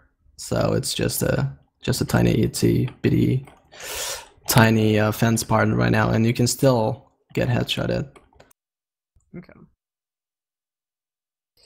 Yeah, so it'll be interesting to see, and it's, you know, Badwater is one of those maps like any payload map which can be incredibly drawn out or incredibly quick. I mean, we saw the Russia put up a time of, I think it was like 4 minutes and 20 seconds or something like that, just like blazed through the map, and it was incredibly impressive in their aggressiveness. And I think that's one of the things that you can generally tell the coordination out of a team, or but even just that aggression. I mean, I think, you know, talking about like just general payload, you know, strategies, you know, on offense in particular, it's about always trying to take as much ground as the enemy team's giving you, you know. And it's like if you roll through first, you know, that Russia set that time based off of winning the first point. They actually went all the way to the third point, basically for free, because the first point was lost. And, you know, so offense is about taking free ground, and on defense, it's all about transitioning, you know, making sure that you can transition from one point to the other, and making sure that, you know, okay, sometimes I think that's the hardest time that low-level teams struggle with. Sometimes is understanding that giving up a point is better than losing 2 points for free, or like half defending 2 points. It's better to give up 1 point and defend 1 point than, you know, half defend 2 and give up both of them pretty easily. I mean, like, what are your kind of like general thoughts on like payload strategies, or kind of like, is that kind of it, or do you have other like kind of ideas that you kind of bring to the payload game? You're right. I mean, payload is strange in the way that a small mistake can cost you a lot. You know, like you said, you know, a small mistake, like if your medic died, or if you lost your engineer on the first point, and you know, he doesn't have time. I don't know. Let's say the spy just gets him on towards the second point, then you have to just do all sort of crazy stuff. You know, you need to buy time for your engineer to be able to set up on third, or then he is kind of forced to maybe build on last, depending on how much momentum the blue team gets. So like, there's a lot of mistakes that could cost you a lot of time, basically. You know, like if you don't push with set momentum at the right amount of time, you can lose a lot of time, or a point, not keeping the point at the right time. And it's with CP maps, I don't know, you seem like it's more stalemate-y in a way. Maybe it's just me, but that's how I've seen it. You know, like, it doesn't even need to be, you know, Gully Wash or process in particular, because of the choke points. It just seems to, for teams at least, it seems that they want to be more passive. And maybe it's because there's a lot of areas to go through, there's a lot of flanking routes, and maybe it's harder for teams to coordinate with everybody to make sure they have a solid push, where like with Badwater, it's like, I'm going through one area because that's the only thing there is. That's how linear payload maps are. So at the same time, you know, some teams could be rushing in, do mistakes, then lose more time, and so on and so forth. So it's, I wouldn't say that payload is my favorite my favorite map style, but you know, each to his own. Yeah, it's like well, I mean, the one thing I'd say is that when it comes to payload maps or to CP maps and stuff like that, like a lot of it, I think, you know, payload maps tend to flow. They tend to get less stalemated because holding a defense is like, it's usually the payload map is not about being able to hold them to a point. It's usually just about like, how long can we stop them from winning, you know? Because it's almost like, unless you have like a really good defense or the other team's really messing up, like it's almost impossible to actually stop the other team from being able to capture like all of the points. In CP, you know, it's not like that. You know, it's about team coordination and aggression, and like that really shines through. And also, I think, you know, the CP style is stuff like that is like, I know, I think there like is a drastic difference between like how NA play Highlander on CP and like what I see because like, or at least in the Nations Cup most recently, is it seems like teams are so passive. But you know, you look at the grand finals in North America, we went through 30 minutes and had a final of 4-3-7 points scored, you know, in 30 minutes, which I can't even. I think the like most of the finals for, you know, Nations Cup was like 1-2 or like 1-0 or like 2-0 or like ridiculously slow gameplay. And I think it just like, I mean, it's like payload, it, you know, being aggressive is rewarded, but it's not needed, versus CP maps in Highlander in particular. It's like, it's all about aggression. Like if you don't have your foot on the gas pedal at like virtually all the time, and you're not capitalizing off the mistakes of the enemy team, because it's like, you know, the window you have in a CP map to win is seconds. I mean, it's literally like if you don't go within a few seconds of a positive play being made, then it's nothing. It's going to be like a bad push to go in off of. And I don't know. I think it really comes down to your team's mentality of like how aggressive they get and stuff like that, of what really happens with it. But yeah, I don't know. It's interesting. I kind of like payload because of the simplicity of it when it comes to pushing an objective. But I think each game mode, I don't hate CP as much as other people do. I actually kind of like it just because there's kind of something about like that coordination, and when it comes together so well, it's really, really pretty when done in CP maps. That I think I'm kind of unique in that, because most people hate Billy Walsh, and I like it. I'm with you. I'm full in with you, because I think the same. I like, you know, it's all about team. You know, it's called Team Fortress, and it's all about that coordination. And yeah, it could be when it comes to CP maps. Like I said, you know, having so many routes to go through, you know, it could be indecisive for a lot of teams. It could be like, okay, we're gonna, for example, process like, oh, we're gonna push through choke point. Oh no, hold on, let's push through PC area. Oh no, let's go through sewers. It's 3 areas you can go through. Well, with payload, it's like, well, we're gonna go forward. Just press the W key, and that's the only thing you need. But it's harder to keep track of everything. You know, you have everybody near you.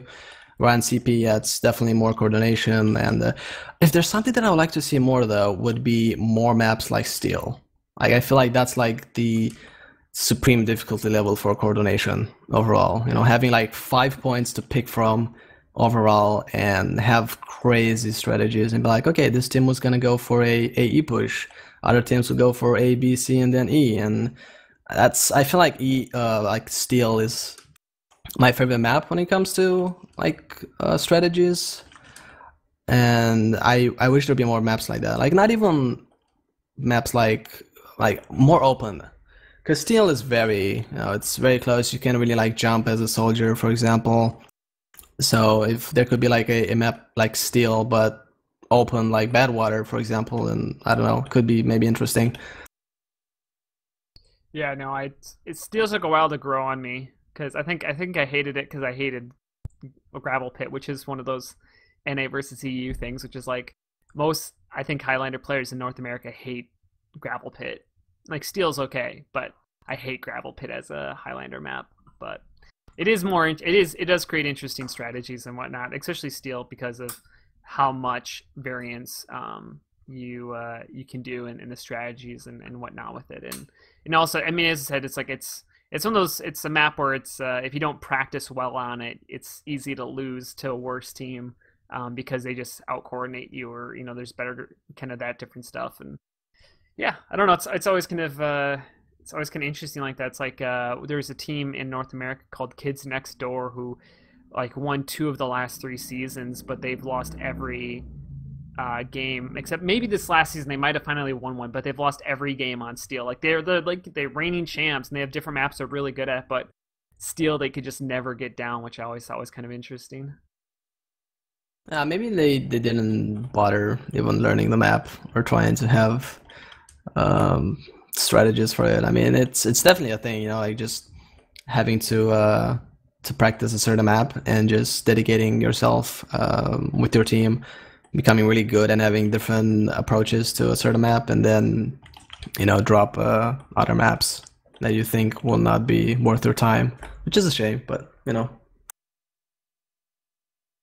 Yeah, it is, as we are 16 in the server currently right now, so we are getting pretty close to going live with this next match at DeutschLAN. We're going to be playing some payload some bad water here. I think this is Pro 8, I assume, is what we're on right now.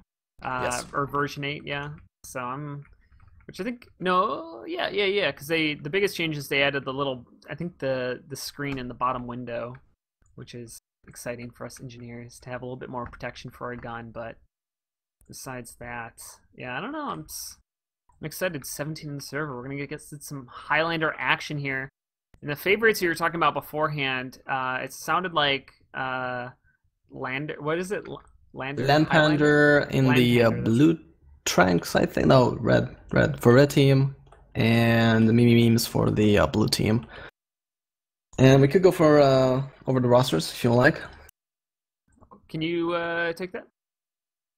Yes, indeed. For Landpander, we have Snoozer as the Scooty Booty, Mighty Me as a soldier, Steve Pander as the maniac, known as the Pyro, Hildred as the Demo Man, Mars as the Heavy, Kalto as the engineer, Kratos as the medicinal man, and Maxi Sniper with Samsky as the spy. And for the memes team, would you like to take the memes team? I'm actually out of the game right now. I had to restart my game real quick here. Alright, okay, cool. So for memes, we got Morphine as the Scooty Booty Lady, 42 as the Rocky Jumping Man, Ambi as the Pyro, Adiski as the Demo Man, Goopster as the Heavy, Oz as the Engineer, Dio as the Medic, Milchman as the Sniper, and Spicy as the Spy. It seems like the last person has actually joined the blue team, and we will probably go live any second now. What are your predictions? Do you know some of the players from the teams? Yeah, I mean, obviously, I recognize a lot on the High Pander, or Land Pander, as they're calling themselves. And on the other team, I recognize like Spelly, and their Sniper, the Milchman. Besides that, not really too much else that I recognize on there. I mean, are they both teams kind of full of like well-known people, or? Yeah, it's kind of like like I know most of the people from both teams, but the skill level gap is I would say it's quite high, without having anyone hating me. Yeah. But yeah, definitely. I mean, you have prem people from Landpander, and I do know some of the people from the blue team, and it seemed like they paused. Is it a pause in pregame or just lag? Because for me, everything just died. Yeah, That was just lag. That was interesting. Yeah, I guess I've never seen a pause in pregame before, so that's pretty impressive right there. As we also have a level 3 sentry gun in pregame, which is all of the skill all of the time. Just actually both teams building a level 3 sentry gun. Oh, that's right. The engineer's trying to work on his looks like his sentry jumping skill set, which I've never developed. Oh yeah. I think I've seen some engineers trying to. I mean, not in a serious match, but in lobbies, having an engineer rocket jump with his from his sentry from the cliff side towards the blue cliff side, and try to get a medic pick with the wrench. But yeah, I don't think we're gonna see that tonight. Although I like to. Yeah, I've seen there's a. I haven't seen it recently, but I saw it on a frag video. I don't think I've ever seen it in a match where an engineer from the cliff on the first point rocket jumped with his sentry to the corner, so like he was able to escape with his gun. And then like I think I've seen an engineer jump from the ramp between second and third onto the roof, basically. So it's like you can it's a way to like get your gun up very quickly. But it's one of those things where it's like sentry jumping is good in theory, but it's like definitely like a very trivial skill to learn, because it's like it can be very useful when it is useful, but pretty much every other moment it's like just like a novelty thing, you know. It's not a very consistent useful skill set, you know. There was like I've seen videos on that, but here we go, we're live finally. The ready ups are happening on each side as we're out here on the Badwater, DeutschLAN, all the fun times. Finally excited to see some Highlander action after talking about it so much, and we'll start out here on the defensive side to see where the engineer decides to build his items, as that's the most interesting part of the pregame. Looks like the interesting sentry gun spot kind of on this hillside. I've done this before myself It will cover, I believe it covers just barely, like, coming up around the corner. And I've done this because I thought it would, like, help against jumpers, but it doesn't because it doesn't lock on quick enough, but maybe he will have a different strategy than I had with it. It'll be interesting to see if it comes down with anything here, as he's got it up to level 3 already. Yeah, it's usually could work out, but it also leaves the tunnel area completely free for blue team to just push in. We'll see how they're gonna approach it. The red soldier is actually running direct hit, so that's interesting. We'll see if the blue soldier does the same, but no. Max already going down to Milkman, and blue soldier jumping and getting denied by the red sentry at the moment, and it seems like they're just gonna try to suicide. Red soldier might go in, and yeah, a lot of work actually being done by the sentry, denying all those jumpers early on. And we'll see how blue team will approach this.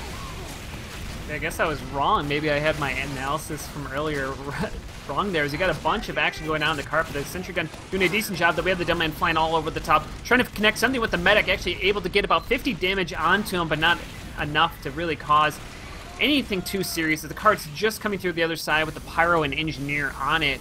As it looks like the blue team here is just trying to figure out what they want to do. As yeah, direct hit, he said, on the defensive soldier, which is a fairly interesting choice. Pyro getting aggressive, but gets killed by that direct hit. Heavy onto the card, defending that. As currently a little bit of a stalemate, as the blue team has not decided how they want to push this yet with even Ubers. Yeah, they're getting some form of momentum on the card at the moment, but they're getting denied. And the blue heavy push. Oh, this medic just went down for blue team, courtesy to Samsky with an ambassador headshot, and that means they're gonna have to waste more time to get that Uber, while the red team will be sitting on the full Uber on the cliffside. And yeah, the sentry has been moved. Conch has been popped from the red team. They're gonna try to get a couple of picks. They might be able to get the blue heavy, but he's using the Fist of Steel. He'll survive, and it seems like red team will be holding on this quite nice and easy. Yeah, I'm surprised that we haven't seen more aggression onto the cliffside. Nice shot onto the soldier, the Mighty Me going down. But yeah, I mean, like, it seems like the blue team just kind of can't figure out what they want to do. I mean, they're just a lot of poking and prodding, but that's not going to do it a lot here. As we have the soldier jumping in, trying to find something, gets taken out fairly easily. But finally, Demo Man in the combo is actually getting aggressive, kind of on this hillside, valley side, whatever you want to call it. Demo Man doing some nice spam onto the sentry gun, but it's not going to be enough to take it down by himself.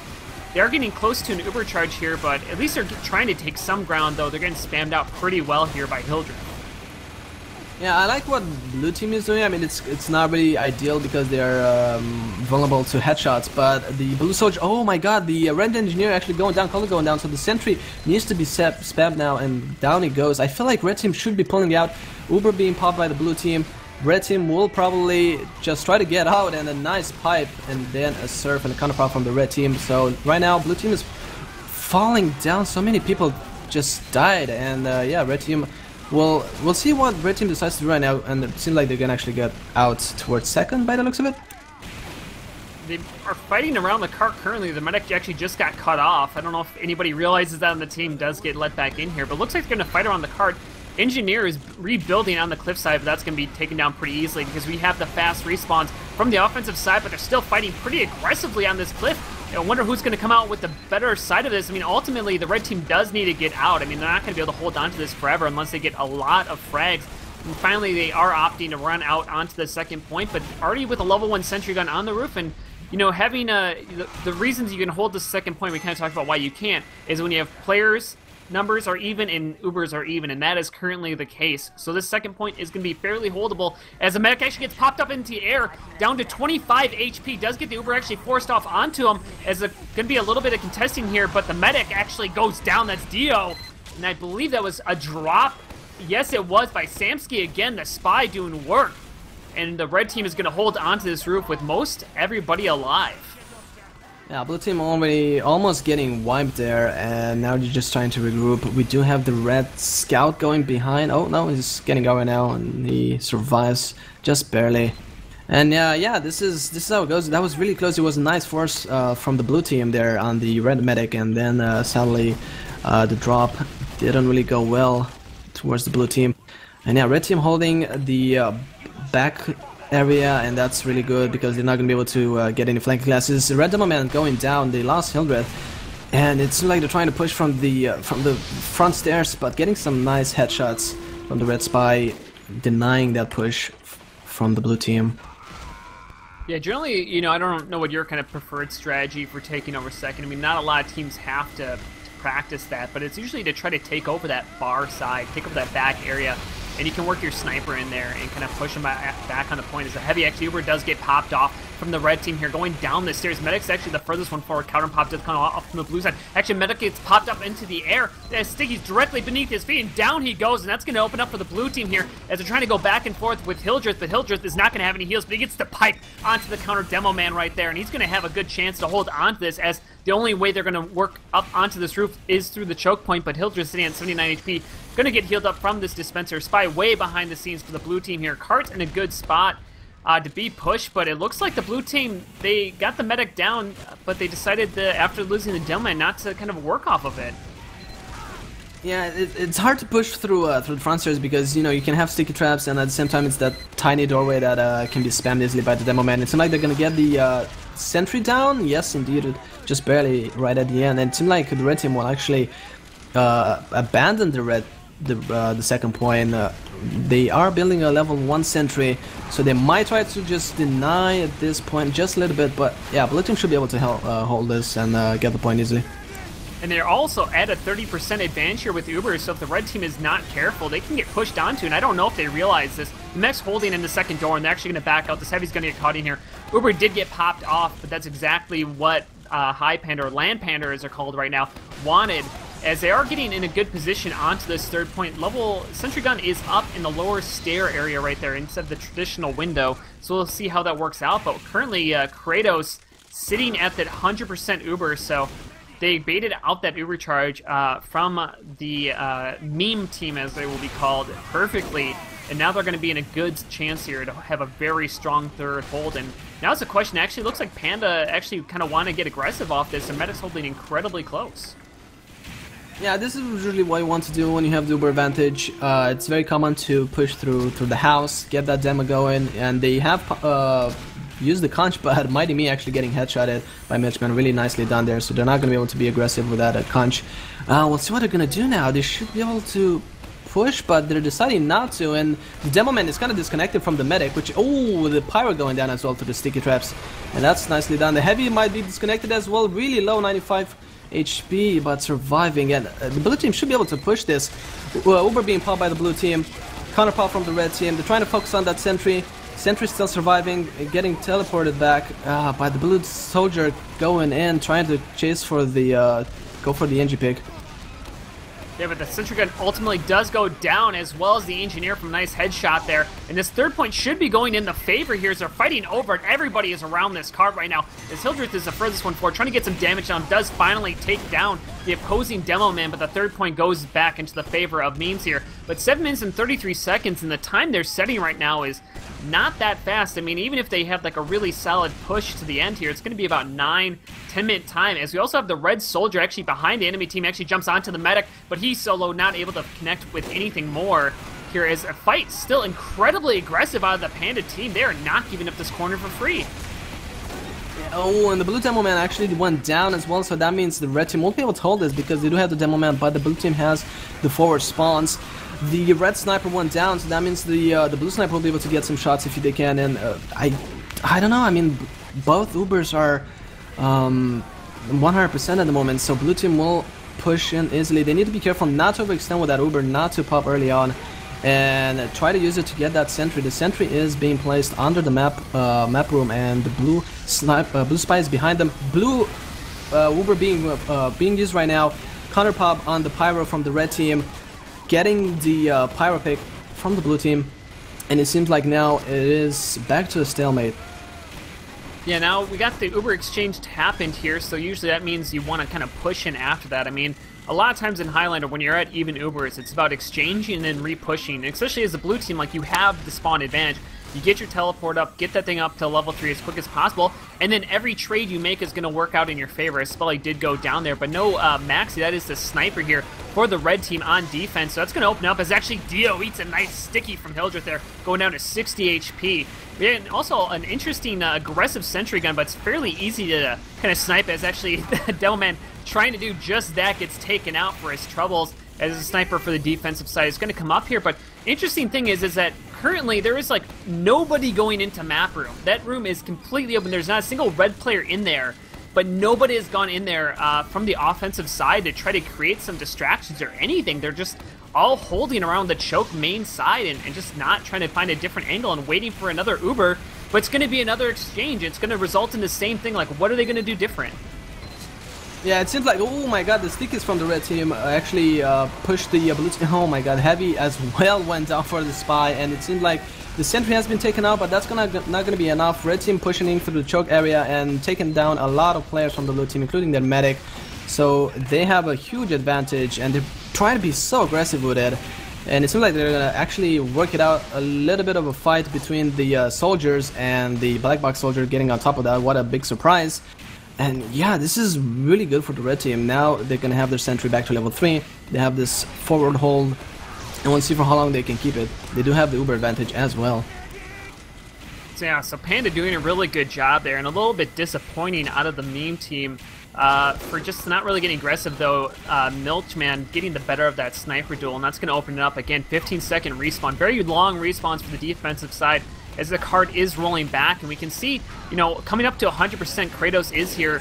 I know, Hildreth likes to get aggressive, but I don't think they'll be using this too aggressively here, as Dio coming at 100% just in a few seconds. But it's just a question of if they're going to do anything different. They've done the same thing. It looks like they are finally going to change it up, but are they going to be ready with the full team here? Is it Heavy actually jumping out of the map room? The teleporting of the gun happens right away as the flash comes onto the Delman well, but there are the only 3 people in. Where's the rest of the team? Nobody's there to support them as a medic and Heavy get pushed into the corner and killed up very easily. Finally, the team comes in, but it's just the engineer who's the furthest one forward, and he goes down pretty easily. And still, just the coordination out of this offense is lacking, and it shows in that push that gets cleaned up fairly easily. Yeah, this is what I was talking about. You know, having those tricks with the rescue ranger teleporting the sentry away from a push. It's so annoying from the blue team because, you know, they drop from the map room. There was a really good drop for the sentry pick, but it wasn't, you know, they're gonna do anything because it just got teleported, and then they had their Uber gone while the counter Uber was deployed and was much better. And their team didn't connect as well, the rest of the members. And yeah, once again we have the aggressive hold from Hypander. They don't have their Heavy with them, but it's enough to adjust the Demo Man, just getting that spam going. The blue medic actually getting bonked there from the Red Scout, not being able to heal their members that much. Yeah, it's. I mean, I like the aggressive hold. I mean, the good thing that the Panda team is doing is they're holding around the corner, they're applying pressure, then as soon as they get a little bit too much pressure onto them, they're backing up. They're not losing players needlessly in that exchange here. It finally looks like they did get pushed back underneath of their balcony. Dio coming at 80% right now, so not too bad as Milchman gets a nice snipe onto the Heavy. Actually, a force comes off onto the medic there. Panda's going to be pushing around here as he'll just Sticky jumps all the way around to the corner. Counterpop does come off from the enemy team. Pyro doing a good job. That is Steve air blasting them back as he's getting chased into the map room. And this exchange is going to go out in the favor of Hypander, it looks like, but I want to see a non-Uber push out of the offense here. I want to see them try to get a little bit aggressive, and they're doing just that. It seems like maybe, but I don't know, they're backing up again. I'm not really sure. I mean, what would you be doing differently in this situation yourself, Atomicus? I would try to get a hold of the right side. Like try to go through tires a little bit with the flanking classes. Try to get some pecks on the flanking classes because, you know, then they can watch the tires. They can watch the map room. There's a lot of things that they need to watch. And as I said, that Mighty Me actually going down. They do have control of the tires. Steve actually going a little bit on top of the tower, but yeah, it seems like blue team now will go actually through tires. As I said that, and we'll see how it goes. They're probably going to be called out and they're going to spam that, and that's what red team is doing. Good reaction from them. And they do have that Uber, but it's not an advantage. Both teams have an advantage. They both have the Ubers, and Uber being used by the blue team. Red team still holding that Uber, not needing to use it at all at the moment, but red team losing 2 people, not having their sniper out, so they can take advantage of this upper area, but the blue heavy going down. And Milchman as well down, and Uber finally getting used by the red team to go forward once again. They're probably going to have that forward hold, and yep, that's exactly what's going to happen. Yeah, and it comes down to that coordination out of the team. I mean, I think that time they did a little bit better having players in, as Hildreth went all the way back trying to get that pick onto Dio, but wasn't able to find it.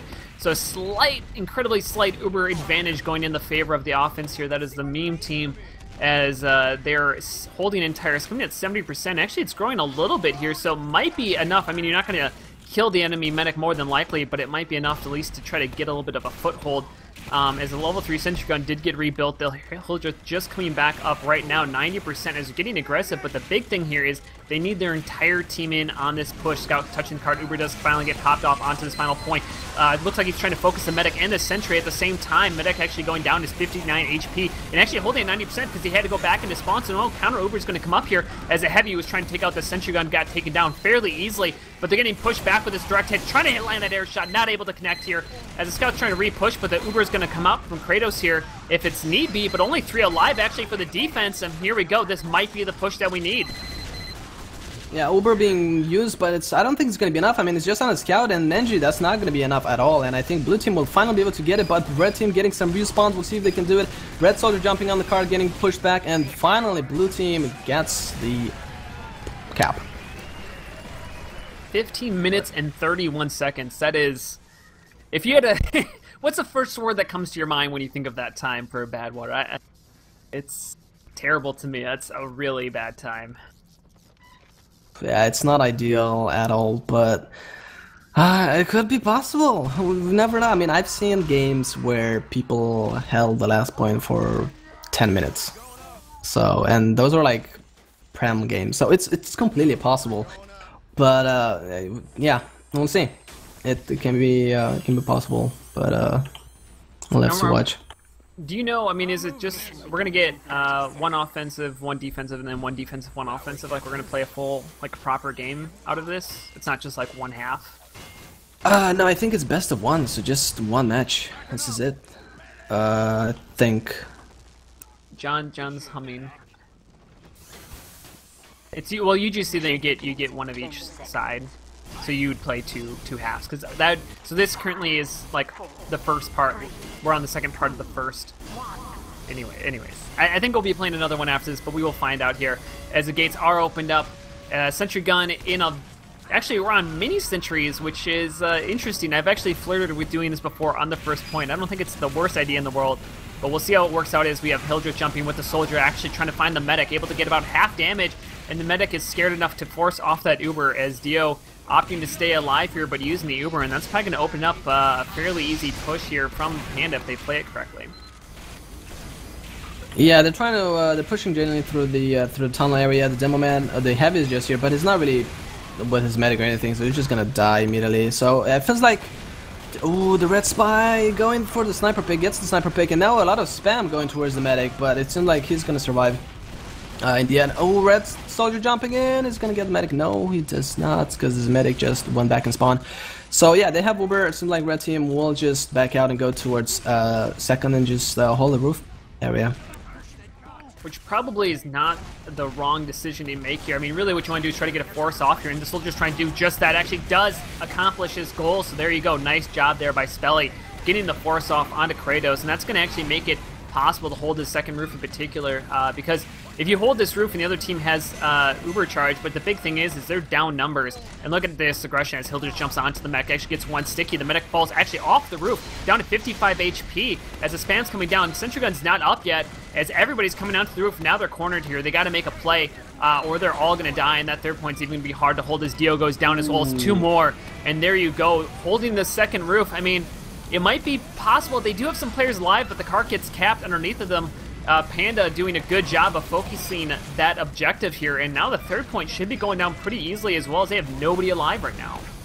Yeah, I feel like as long as you have people on the roof, staying alive is just a waste of time. Like the scout, the pyro, the spy, sure, fine, but the actually a nice reflect midair for the red pyro, so that was nice. But again, it seemed like a lot of wasted time. They could just go, and Dio actually going down for the red team, so not having a medic as well on the. Oh my God, Milkman getting a headshot on Kratos, so that's gonna just make things equal for both teams when it comes to Uber. But I don't think it's gonna be enough.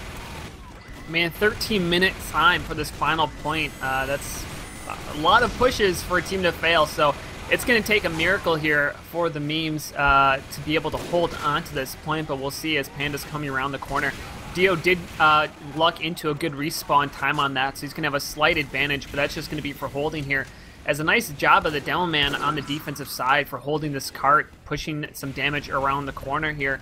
As Kratos coming at 40%, so we got a little back and forth right now. As the big thing is making sure you keep your core classes alive here. You don't want your Demo Man, you don't want your Heavy going down. You know, you want to be able to defend any free pushes here, as Milchman has a nice angle around the corner. And the main problem right now that as you can see for the red team is that they don't have anybody in the map room, and they need to have at least a soldier. Their soldier is currently, I have no idea because I can't find out. Oh, he just spawned, and it seems like they're gonna, blue team will push through the tires. Red soldier goes there, and they surely got a nice stab from the red team on the blue heavy. So that's nicely done. They should know, but so many people down for the red team. That's not gonna be enough. They're gonna get sandwiched right now. And here we go, Uber does get popped off from either team as the Heavy is being saved his life. It was so low there, as the soldier actually, for Panda, is going all the way to spawn, but actually decided to back out to map room here, as the Heavy's still the furthest one forward and doing a good job defending here as he does keep alive. And the enemy combo is still holding into tires. He goes down to half HP there, but it looks like they're going to be able to push back that initial Uber by the Panda team and holding on to this point actually pretty well for the, at least it's about 2 minutes off the clock by them, so nice job early in this final point hold. Yeah, the combo was disconnected, and I feel like they should have capitalized on that, but now we see, okay, the Heavy for the red team went down, so blue team will be able to go through the choke point for free at the moment. Like, red team don't have enough numbers to hold this, and they should be able to get this free, but nice Jarate actually on the Heavy and getting some pipes from the red Demo Man, pushing out their combo, and that will probably stop them a little bit from pushing, meanwhile, while they get their Heavy going on the red team. Yeah, Kratos was actually down incredibly low here, as you're going to see an Uber exchange here at the cart area. Blue's going to be a little bit better on it, but they're probably not going to get any picks with it. Level 3 sentry gun up still around the corner, and as soon as the Uber is done, are we going to see a counter push? Finally, Hildreth is pushing in for this one forward with Steve and the Heavy trying to peek around the corner. Hildreth does get taken down, and not having your Demo Man for your push is going to help. And actually, Steve chasing down the medic is able to connect on it. Yes, he is, with a shotgun there, taking down Dio, and that should open it up here for the offense to push on to the final point. Yeah, they have quite a decent advantage, 50% at the moment for blue team. So yeah, they're just going to wait, get that Uber, and then they need to be ready where to push. They need to learn where the sentry is, and if I'll be the red engineer, I'll probably move the sentry, because they had the sentry for quite a long time in that position, and I feel like they should remove it and change it, maybe move it under the map room at the moment. But soon we're gonna see a push from the blue team, and red team already with 3 people down. They don't even have a sniper, they don't have flanking classes, so they could be pushing from anywhere. Blue spy getting discovered there, but he gets out with the dead ringer, and oh my god, the blue Heavy actually getting dropped before the Uber being used by the blue team, and it's only on a pyro. It's not gonna be enough. Demo Man dies down as well. The sentry's still out for red team, and it feels like they're gonna actually still hold on this point right now. Yeah, and actually Kratos down to 50 HP, able to get some heals on the dispenser to get himself up to full health, but you know, basically, Panda tried to push around tires. They were called out. Actually, Soldier jumping in onto the map, trying to get onto Dio. Gets one rock and not able to connect with the second. They're trying to even it up. That had complete Uber advantage. I mean, all you need is just a solid push, and you would win this round. I mean, even if you failed on the push, getting the frags would work out in your favor, but Dio actually getting very aggressive, pushing with the Uber around the corner, trying to find some frags. Does take down Kratos there. Very nice job there by the Demo Man, and they're going to back up here around the corner. And that's the first time we've seen an aggressive Uber on the defensive side, and it works out in their favor here as a nice job on the Demo Man. Yeah, nicely done. At the same time, I did enjoy the fact that they brought their sniper as well. He managed to get a headshot on the blue Heavy. So nicely done from the red team. We'll see now if they can keep it up, or if blue team, like you said, you know, they only need like a solid push. And they do have time. They have 8 minutes. They still need to hold this for 8 minutes, and a lot of damage being dealt by Hildred from the blue team. We have a spy upstairs denying the red sniper, but eventually I hope that he will actually get out. So yeah, no sniper at the moment for the red team. and blue team is dry pushing towards the last point. Sentry being sapped by the blue spy, focus down, and it seemed like blue team will be able to cap this point. At the moment, red demo man is being stuck in the tower, pushing out, trying to get some kills, a lot of damage being dealt near the card area, and it seems like blue team will be able to not get this point yet. Blue soldier doing a lot of work, but eventually going down. Oh my god, actually getting the red heavy as well. So much work being done, but at the same time, red team using their Uber a little bit too aggressive, not having enough numbers, and now blue Uber being used by the blue team, and they will be able to cap this nice and easy. Yeah, I mean, this is a nice push, and this is what I was talking about before, is a lot of... I was really surprised that we didn't see more dry pushing. I mean, really pushing off Uber is incredibly effective when neither team has it, as Heavy's above doing a good job from this balcony area, putting out a lot of damage, as the red team with only 5 alive, trying to find something to hold on to this point. Heavy actually doing a good job, but he's gets stabbed there by Samsky. Only 2 alive here, as the engineer is going to walk this in, like putting it on the green, and there you go. That is Land Panda coming down with the first round in their favor here, as the GRs are being called out. But I mean, the big thing that happened there, and I just really want to point it out because it was incredibly effective, which was we pushed in without an Uber, we traded kills, and then we respawned and pushed again, and we won the game. Like, that is like how you need to play Highlander. It's not about just waiting for an Uber to push off of. It's pushing when both teams don't have an Uber, because one team has an inherent advantage through respawn waves. And the blue team almost always does on offense have that respawn advantage. And so utilizing that and trading kills and stuff like that ultimately works out in your favor. And finally, Panda utilized that advantage that they inherently had and worked out for them, as they did a nice, clean push there onto that final point. And then, you know, having the aggressive Uber out of the meme team, it seemed a little bit odd. I mean, I think they wanted to get lucky, but I don't know if the medic was forced maybe, but definitely it was not optimal to pop that Uber aggressively here, as we are waiting to get on to the next round, I believe, as Spelly did disconnect, but hopefully he'll be back soon. Yeah, I think the red medic was forced because the blue soldier might be popped in from the tower area, and he had the direct hit.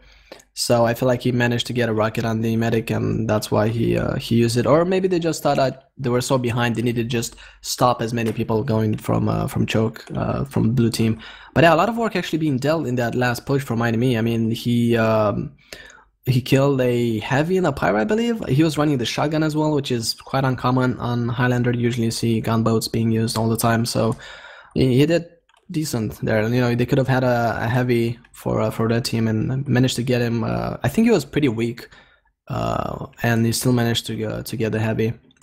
Yeah, no, he did absolute work. I mean, he kind of came around from map room, and actually, that was one interesting thing that I saw from both teams, is that each team, I think both rounds, did not have anybody in map room on defense, but also almost nobody ever went to map room on offense. It was kind of odd that nobody even like checked to see, hey, is this free? Because, you know, that's exactly what happened there. Mighty Me went through map room, came behind in spawn, and then had a really great flanking angle and used it to his advantage. And I was kind of surprised that like either team didn't use that more often, or at least like, hey, map room's empty, someone go through there. You know, one of our flank classes go through there, utilize that. As we are waiting for the next round to get started here. And I mean, do you think, what do you think, or what would you suggest to the memes, as they're calling themselves, who had the defense side there at the end? What would you suggest to them overall that could improve their game, or give them a chance to be able to at least take a round in this game? I mean, I feel like the snipers definitely, I mean, well, based on points, is much better than the Highlander sniper, that's for sure. He won so many battles, and he likes to be, I feel like he knows when to be aggressive. You know, when they had that push aggressive, he followed up, he got a couple of headshots on Highlander. And one thing that I've noticed from the red team's spy, the me spy, is usually the type of spy that you see him just standing around, probably using the clock and dagger, but not really doing much. There's not much coordination coming from him, you know, going for that. There's when they were pushing on last, their spy were just hanging out near their spawn instead of, you know, trying to coordinate to go for a sentry sap, doing a push. So it's It's kind of weird, his play style. Maybe it's the type of spy that just sticks around with the cloak and dagger, just relies as much information as possible towards his team. But that's what I would like to see more from him. Get more coordination when it comes to those with those pushes. Yeah, I mean, definitely. I mean, it's always interesting. Spies, you know, I mean, completely dynamic class, but as much as useful as information is, you know, being able to coordinate and making sure it's like, I guess I probably would take a spy who ran cloak and dagger if he was like always in position to, you know, make that sap or to get that stab or to make those key plays where it's like he gets less points, but ultimately he's more useful to my team than, you know, someone who gets more points, but, you know, is never in the right spot. I mean, that's always frustrating when you're trying to push and, you know, you don't have that. But, you know, in having that information is always so useful. But in payload, I think it's a little bit less so. You know, obviously you want to know like where the Uber is and stuff like that, but it's like there's not a lot of information you can give as a spy. It's like, okay, well, they're going to be pushing from main, which is like the only area they can push from anyways. So like, you know, it's like it's not that drastic of information versus like in a CP map where it's like there's two very different routes they're going to be pushing from, and if you can call the rotation early, you can meet them to it. But besides the last point, I think is the biggest one where they can push from fairly different angles. As we are waiting for the round to get started up here, is on Saloon.tf, it actually was very starkly in the favor of Land Panda. I think it's like 86%. Putting money down in their favor, and they're showing it today. They're showing it right now here. As are you familiar with any of the teams or most of the teams in the tournament? Is there any favorites that you saw or any highlights from the earlier match that you were casting? I mean, the first round was pretty quite one-handed towards German Intuition there, since it went 4-0. But yeah, there are a couple of teams that we're gonna see that are gonna be. I'm probably would like to see maybe Fairnout versus Hypender, or Ball is Live, Checkers as well, which is mostly combined a couple of teams from Chess Club, and I think there was another team, but I forgot its name. So they're definitely like, it's a mix of people that are known in the higher levels, but at the same time you have a couple of people that are kind of known from the lower level. So, you know, but yeah, it's you know, I like the fact that they managed to hold it for quite some time. You know, that 15 minutes they held it for how long? It was like 8 minutes, I believe, because they had like 7 minutes towards the end. So 8 minutes, it's still a lot. It's decent. Yeah, I mean, they definitely weren't pushovers. I thought they would, especially after they lost the first 2 points, I kind of figured they would, you know, actually like just get rolled all the way through to the final point. But they actually put up a pretty good defense, you know. And I think if you take away their mess up of trying to hold the second, holding the second point, which gave up the third point for free, if they actually gave up that second point and went on to the third point, I mean, I think they easily could have pushed it to like maybe a 10-minute hold time, which is incredibly respectable. I mean, about a 7-minute time is, I'd say, about average 7 to 8 minute time, somewhere around there. So if you can hold a team above that, I mean, you're doing something right. I mean, it's possible that Land Panda was, you know, maybe had the foot off the gas a little bit because they know they had so much time to work with that they weren't as aggressive as they could be, but you know, they definitely looked fairly strong and a good showing. I mean, each side, even in the loss, I mean, as I said, I think they look strong here. As we are chilling out here. Do we have cameras into their rooms? How many do we have cameras into like every room of theirs, John? No. The sadness in his voice. Okay. But yeah, so here we go.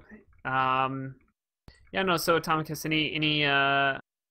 any thoughts or more on this match? Or I was looking at the score, and I mean, Steve has like 79 points, so either he's been extinguishing 40 people or he's been doing a lot of work. I mean, he did manage to get a medic pick, I think, at some point, right? He went after it and got a medic pick on the shotgun.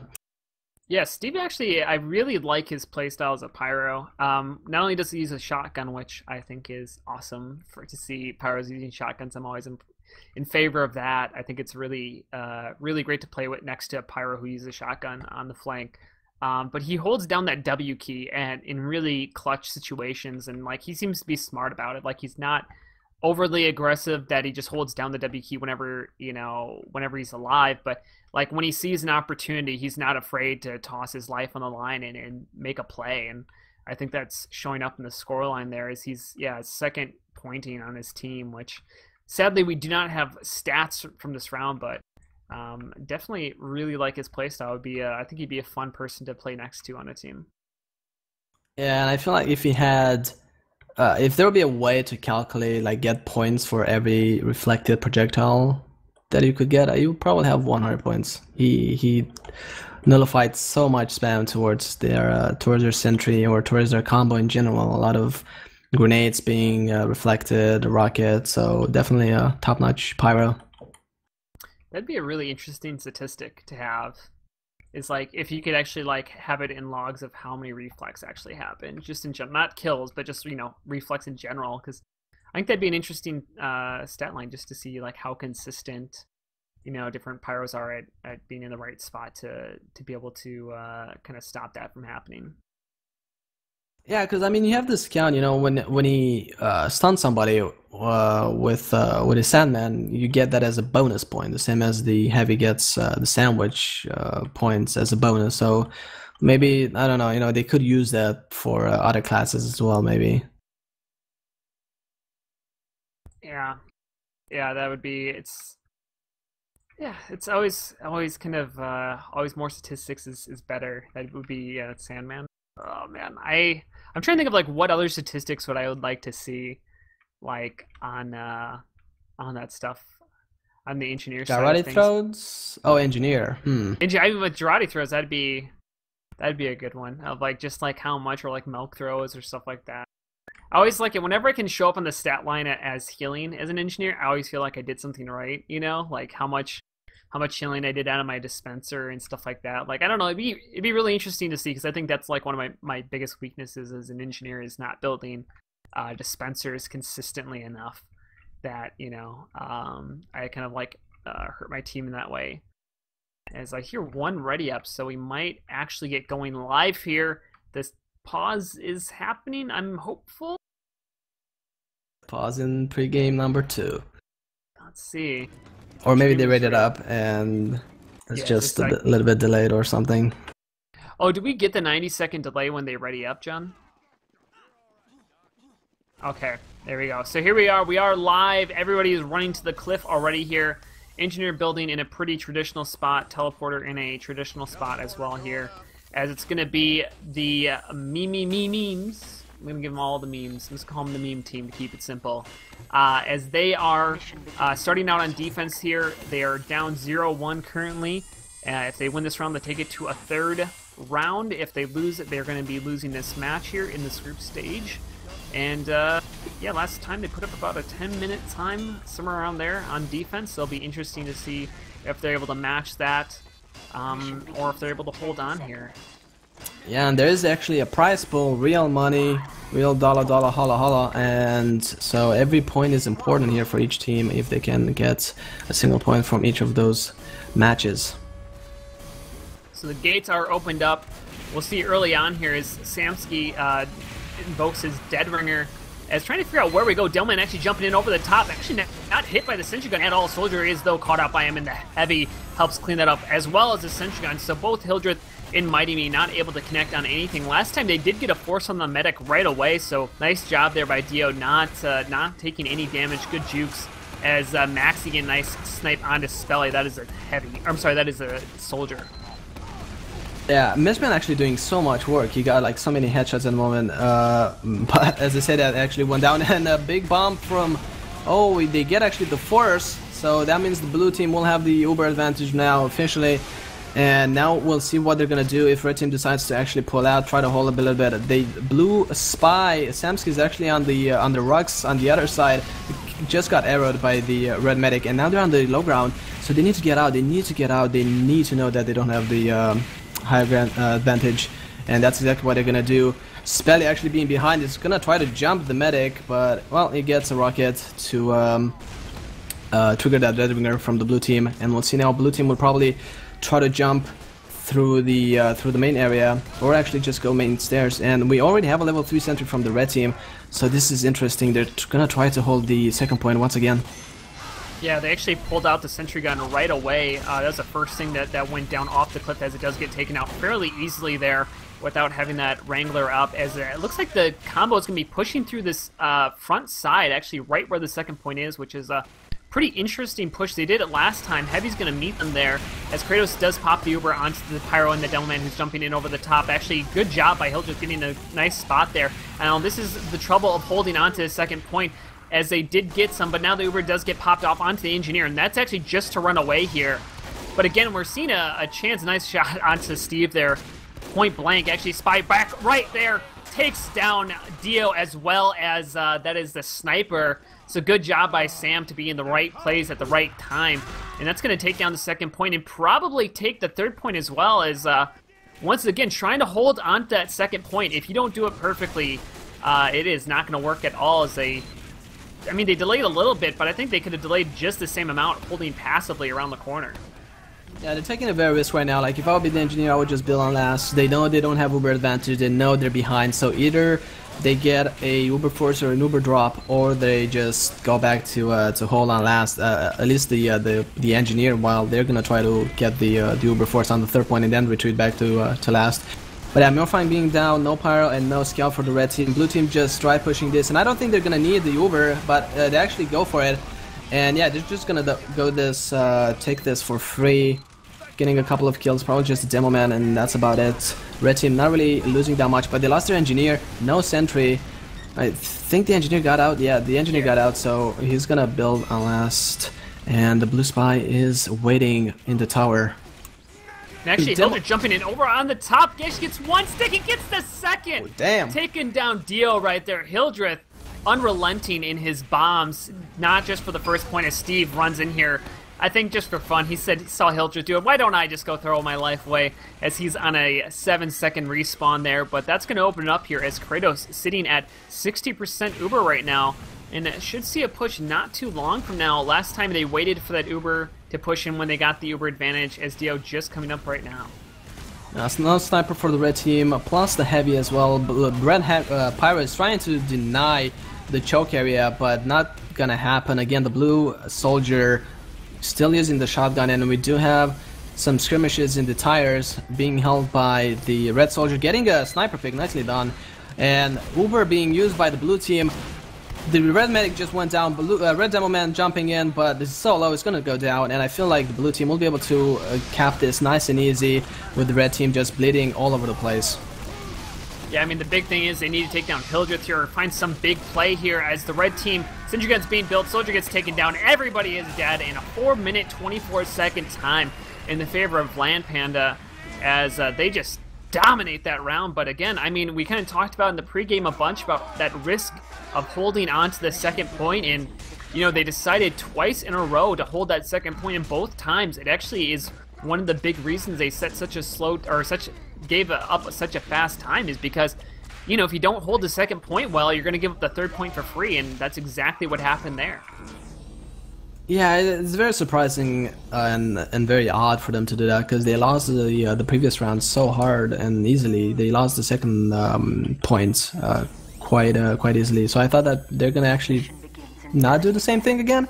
But yeah, they thought that, hey, we have the level 3 sentry, maybe it's gonna help this time, and they didn't have anybody in the choke area as well. So I don't think they even knew that they were pushing through choke. So, you know, if they had some people, or even a Heavy was watching backstairs, the demo probably front stairs, and usually need at least, I don't know, scout a soldier front in the main area to at least call where people are coming from.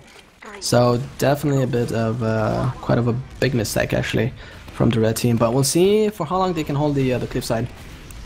So gates are opened up, time is ticking down, 4 minutes and 17 seconds as Delman coming in with an early bomb here, trying to find something, gets about 30 damage onto the medic, who jumps down, keeps himself alive, as there was a slightly uncoordinated, just was one man, now the soldier's coming in a little bit late. Sentry gun is in the same spot it was before, which can deny jumpers, as a soldier actually eats some damage there, so he walks onto the cart.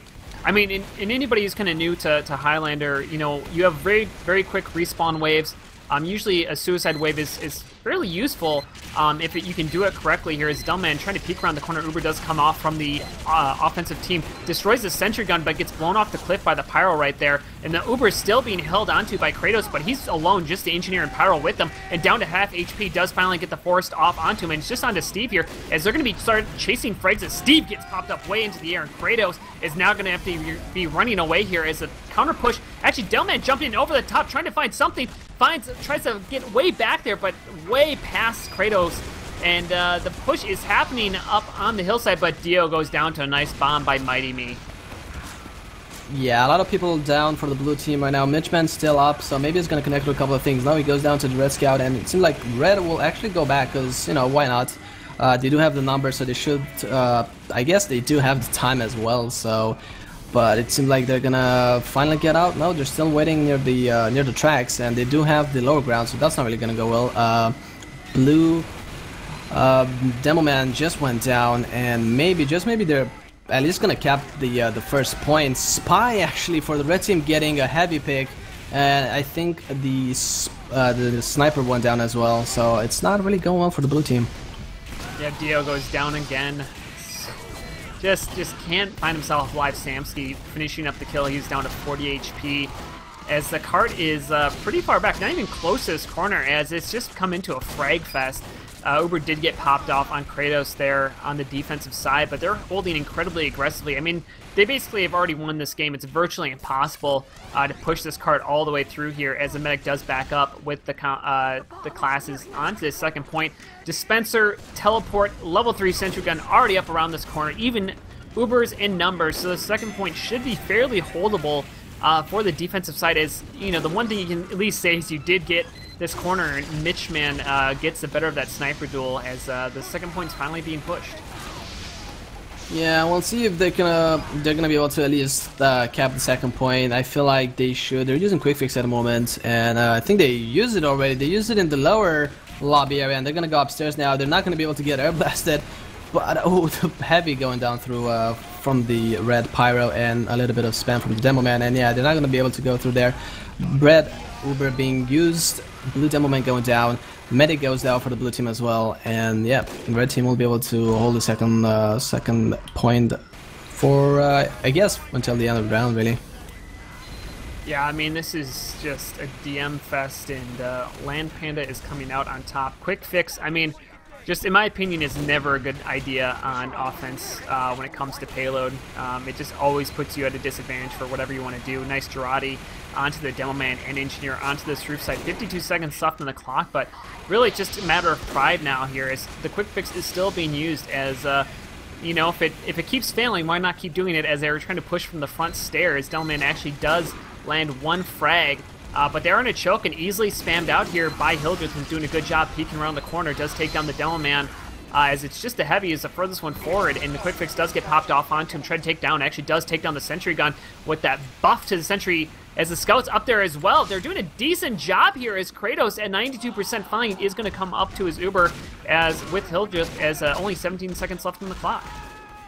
Dio actually getting the medic pick once again. No, Samsky getting the medic pick once again, and 10 actually died to the Fist of Steel from the blue heavy, and then he taunted. So I guess that's a nice victory there. And yep, Highlander getting the last win and winning this round overall. That was just not nearly as competitive as that first round. This group stage game going in the favor of Land Panda, 2-0, or just I guess one game, but 2-0 in terms of rounds. And just overall, I mean, like it was a little bit closer in the first round, but just I'd say it's like never really a question. Like they definitely dominated it. They're 86% on Saloon.tf, and they kind of showed why. I mean, it's definitely a very solid game out of them. Yeah, maybe they were just, you know, getting accustomed to the players. I mean, obviously, a Lampander, I mean, Highlander is, you know, they know each other, most of them, and they're already used to playing with each other. Then, you know, probably the what's it called memes team were not as accustomed, and they they did held it for a while, but then I feel like trying to hold that second point cost them so much, and that's the main reason why second point is not really held most of the time. Yeah, no, it's definitely a risk to do it, and you have to have everything right to be able to do it correctly, and they never really did. And honestly, I feel like if they didn't have that second hold, I know we're criticizing a lot, but it's really, really important because it sets up so much on the defensive side and setting your role that having that done correctly is so important. That's why we're talking about it so much, is that I think they at least would have been able to put up a little bit better of a game. But it's just the way that it kind of crumbles here as we have our next game coming up in about 20 minutes, give or take. It should be, I don't know what time it is there. It'll be about, 25 minutes. We'll have our next game. I'm trying to, do you know who's playing next? Yes, next it's going to be Checkers versus Ball is Live. On Gollywash Final 1, so it definitely should be a pretty interesting match here, as it'll be the first CP matchup of this group stage, or I don't know what do you want to call it, but of this round here, round 3 in group stages. And then I believe is how many more group stage matches do we have before it gets turned to the knockout stage? I think we're gonna have round 4, 5, 6, 7, and 8, and then 9. I believe so, right? And then we have semifinal. Okay, so it'll be like the top 4 teams will go on to the knockout stage. 3. Top 3 teams. Oh, right, because you guys do it like ETF2L style, because you guys are weird like that and don't have the top. Okay, yeah. So you have the second place team play the third place team, and then the first place team plays that. Is how it'll work out. Yeah, so I believe so. Yeah. Excuse me. I'm like, that's like so like anti-American. I love it. No. No, but that sounds good. All right. Well, is there anything else you want to talk about here, Atomicus? Else we can just take it out to music until we get a little bit closer to the next match. Not really. Yeah, we can go to a break. I'm looking forward definitely for the first CP map of this LAN. We'll see if it's gonna be like process, if it's gonna be stalemated, but seeing what teams are gonna play right now, checking the rosters, I think it's gonna be at least I'm expecting one team to be aggressive, so it's gonna be a good game, I think. So definitely stick around for that, guys. It's said about 20 minutes. Stay tuned on here. John will put on some lovely music. I will be back here with John and Atomicus on CP Gollywash of Checkers versus Ball is Life. Stay tuned.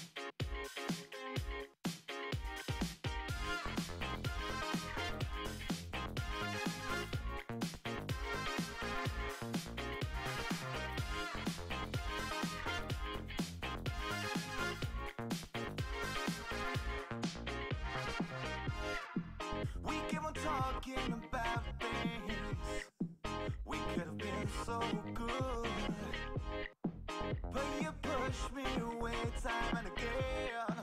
You said there's too much to comprehend. Keep on working and working and working and working on it.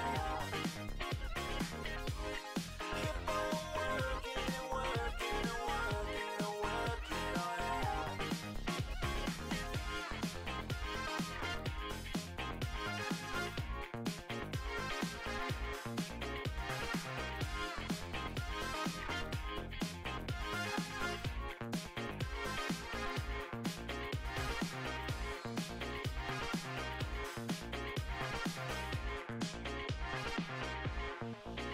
Well, it started as something, but I let it go. When your best amounts to nothing, you have to let it show. Get down to the city, take me down in the night, make it all into nothing. The pressure's got me, don't wanna see tomorrow. All I got when it's light, gonna make it feel nothing. The pressure's got me tonight. Keep on working and working and working and working on it. Keep on working and working and working and working on it. Yeah, yeah. Don't wanna see tomorrow. The pressure's got me. Yeah, the pressure got me. Don't wanna see tomorrow. Oh, wake up when it's light. Yeah, yeah.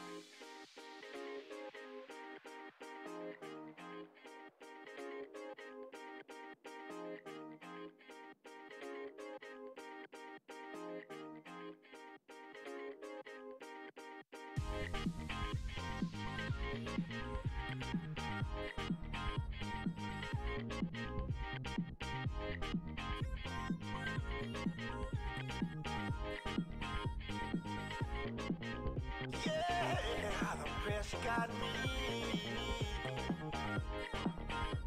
Don't wanna see tomorrow.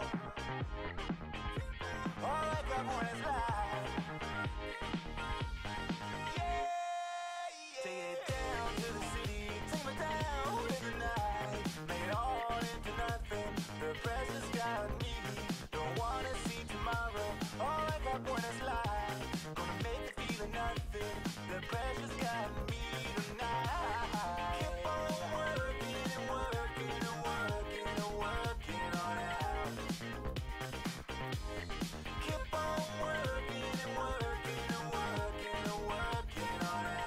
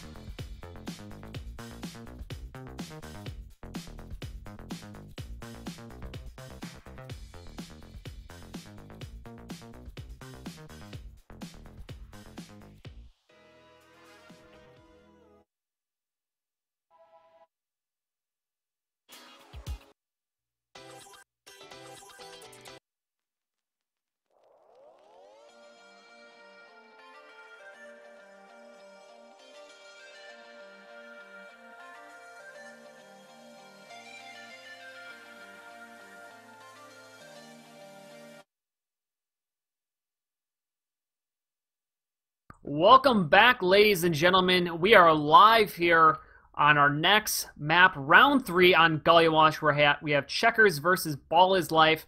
I am Sigafu here with Atomicus and John on camera. Atomicus, how are you doing tonight? Doing fantastic. Glad to be back and to see this match going. And I see 10 people on the blue team, so I'm not sure what's happening over there. But I guess we should go over the rosters in the meantime, as I'm expecting the team to ready up any moment now. So I'm going to go over Checkers. We have Deox as the Scooty Booty Raptor on the Soldier, Scissors as the Pyro, Quintosh as the Demo Man, Breakfast Jr. as a Heavy, Yoshi as an Engineer, CJ as the Medicinal Man, Kilahulo as a Sniper, and Kazul as a Spy. Do you want to do the B-ball roster? Because I know I'm going to just butcher these names if I try.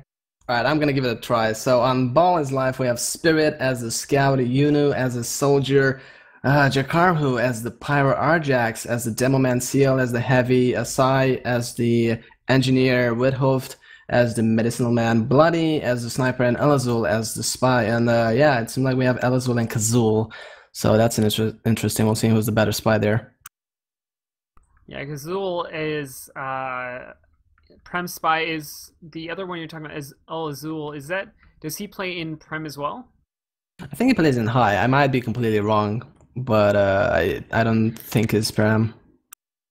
Yeah, and so Checkers is I recognize a lot of those names. I assume they are. Is that Chess Club like renamed, kind of? Yeah, most of them. CJ, I'm pretty sure it's not part of Chess Club, but yeah, Breakfast Jr., Quintage, Scissors, definitely. I think Raptor as well, and Kazul, definitely. So it's a couple of new people, not from Chess Club, but definitely most of it's made of Chess Club people. Yeah, and then on the other side, on Ball is Life, do you recognize any of these people to be like on a particular team, or is it more kind of a pug team? I mean, I think it's mostly pug team. I've seen Bloody, but I haven't seen him playing lately. Elazul again, I'm not sure. I'm trying to check now if he's actually playing in Prem. And it seems like both teams have been readying up at the moment, and we are live. I'm gonna watch the Demo Man for the blue team, see who gets first. Looks like he's going to get there much earlier as he gets a spam down onto the main door. Not able to connect with too much of it. Finally finding some of it as actually the medic went down to about 90 HPs there as the soldier jumps in over the top trying to find something as well. Not able to find any frags besides Arjax, which is the engineer, but the combo is being pushed out as the soldier re-jumps into the Demo Man, getting some nice damage down in there. Actually 4 frags coming on the way as he finds 2 more with those pipes. That was a 2-for-1 right there, and just the Spy alive as that was a cleanup by Checkers right there on that mid. The red medic actually went down early on from the blue sniper, Kilahula, so he did a lot of work there getting that medic pick, denying all those heals, and it seems like blue team will actually just pick around, go towards quite aggressive playstyle here, Kazul already going into the last, and they're gonna cap this for free. Blue were being used by the blue team, and they can get a lot of picks. We'll see if they're gonna focus here, getting air blasted by the red Pyro. Red medic goes down, they're not gonna have any heals, and they should be able to cap this nice and easy. 1 round going to Checkers. Checkers making them look easy. We'll see if we have a little bit better of a mid fight as it started off there, you know, pretty well for Checkers right there. I mean, the biggest thing is a slow Demo Man to the mid fight as he's just walking up again. But he's actually gonna get out there a little bit earlier as they're opting to go through big door again, going up their own ramp side. Each team actually going to the respective sides, so it'll be interesting to see not such an aggressive mid out of Checkers here as the Demo Men are trying to fight across the point. Scott actually jumping in there from the Checkers side, trying to do some damage here as the Heavy's actually getting focused by the other. The Blue Heavy comes out on top of that as we actually have a Demo Knight coming in here, not able to connect really any melee as he gets backstabbed. And again, it's actually 2v4, so a little bit better in terms of back and forth as both medics went down in that exchange. So overall, not too bad of a mid, though Checkers do come down with it again. Yeah, Yuno actually jumped early on towards the midpoint there, and he got the early frag on the blue medic, so nicely done by the red soldier. Actually top scoring at the moment, while Breakfast Jr. is top scoring for the blue team. Kazul at the point right now by himself, and it doesn't seem like they're gonna finally it goes down, but he got a decent amount of point on the time. And right now blue team is kind of stuck in the choke point. I'm not sure if they want to push there. In the meantime, they have the flanking classes and the sniper getting a nice headshot on the red sniper, and Woodful actually went down to the blue scout in the lobby area and is still alive. He has 13 HP, is still alive, is actually gonna get out. Just dodging the sticky traps as well. I guess the red demo man was not paying attention. And yeah, blue team will be able to keep the second point nice and easy. We'll see if blue team will get out of their lobby, but it seems like they're gonna set on last. Yeah, and the big thing that set that up is they had nobody on the defensive side on red watching Big Door. They were all kind of clustered around the point. The flank classes got into lobby for free, ran into the medic here as a Delman way out of position right now. He gets punished for it. That seal going down as we have the overcharge being used onto the final point, focusing down the sniper who goes down pretty early here. No demo man on the defense as they're coming up through the water side. Pyro and Spy onto the point. ×2 being contested by the scout, actually heavy. Delman does go down here as the point's actually being saved. 4 alive here on the offense, but they are so far away in a nice defense here as the heavy came up big with a couple of his friends defend this point, and only 3 alive here on the blue side. Now that was very close, and red team actually switching to the crit scrake. We'll see how they're gonna do this now. You know, going on the blue sniper right now, they're gonna get a nice frag, but now if they only can use that crit scrake on the demo man, but the demo man is not there. Crit scraking is being popped on the heavy, and the backup is trying, and they're actually gonna get it. Oh my god, that was really close. It felt like they might not get it, but they finally actually got it. Really close there. Yeah, it was just the engineer defending the point, and Checkers ended up sending 3 players along, including the soldier who picked up that frag, and ×4 on the final point is going to beat out that second point capture. But if they came down with that second point, it would have been a fairly different game here, or at least would have given them a chance here. As it looks like we're going to have our first true contested mid as both teams go up, as the medic actually the first one to die. Nice headshot as the medic got popped up there from Checkers. And now Checkers now having that medic advantage as well as players. They're just cleaning up frags. Only 4 alive here on the red team. Make that 3 as the scout's way back there. He's going to run out with his life. Spy on the midpoint, but Checkers coming down with this point pretty easily after picking up that early med frag. Yeah, it feels like the blue flanks were so strong at that mid because the blue combo was just sitting kind of like in the banana, kind of passive, and blue flank is doing so much work. And now they're pushing in towards the second point. They're gonna get it. Quick fix actually being used now for the red team, and Will actually going down once again. I'm not exactly sure to what. I think it was a scout by the looks of it. And yeah, that's a very bad position for the red team, and blue team will have the Uber now. They're going to be able to just regroup, push into last, and be able to cap this, hopefully. Yeah, Diax again running for free in the lobby area. Easy med pick as he just flanked the medic and soldier who was not paying attention, trying to spam down here.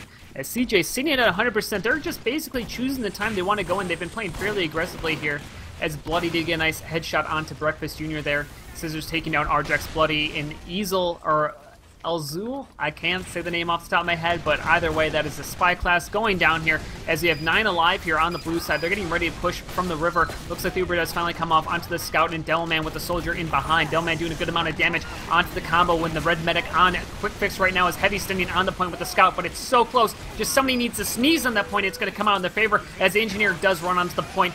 Captures that, takes it 3-0 in the favor of Checkers here as they're just blazing through this game. 3 points in 7 minutes. Yeah, I feel like this is going to be a very short game, but who knows, maybe finally Ball is Life will be able to actually get back into the game. They need to get their stuff together. And we'll see right now how this mid will turn out to be. Pyro actually getting quite fast for them. Blue Scout already on the left side. Red Soldier already going down. We'll see. They're already clumped up in their choke area. Blue team already on the point, pushing towards their choke point, and red team are already out, trying to keep their medic alive, but it actually goes down to Raptor, who already went to Big Doors and flanking them completely. And it seemed like the red heavy will go down as well, overextending there, just sitting there for nothing instead of going down. And yeah, blue team being so aggressive, and it seemed like red team just can't take a break at all. Yeah, I mean, every time they try to catch their breath, they're already being having it punched in a little bit more. Here's the blue team sitting at 99%, pushing in through the Riverside. Soldier actually at least gets Deox there on the early frag. Meg does pop the Uber charge onto the Demo Man, who's running onto the point. We have a couple coming in from the lower area. That's Water as the Heavy goes down trying to defend it. Demo Man actually, nice frag there in the combination with the Pyro, taking down 3 to 4 classes. And that's going to wrap it up here as we're just playing one half. Are we playing a full round? Maybe we are playing a full round, but that is the first half. Okay, so then UGC. Yeah, so we're... Okay. So then we will be playing one more half here as the first half goes down 4-0. The second half will be first team to 5, so Checkers just needs to grab one more round. And they will do it as we're going to switch up the teams here. But, I mean, I'm just looking at this game right now, Atomicus, I just can't imagine anything, you know, it just seems like they're just losing on the DM fights, B-Ball is, or the Ball is Life, as they call themselves. Yeah, you can definitely see the skill gap between those two teams, and most like even the flanking classes for Checkers, just as soon as they arrive on the mid, they're already doing work, and by the time their combo classes arrive, they're just picking up like whatever it's left from their flank classes. So, but I don't know, maybe just because they switched now and they became the blue team, maybe somehow they're gonna gain some supreme powers. Maybe it was all about the color. So we'll see. But yeah, Breakfast Jr. having 40 points, I assume. Well, he got a couple of extra points during this pregame. But yeah, I'm doing a lot of work, and the medic for the for the blue team at the moment, Wilhelm, dying so many times, getting picked off left and right, overextending, and being caught out of position. And as I said, that we are live with half of this game, which is going to be first to 5.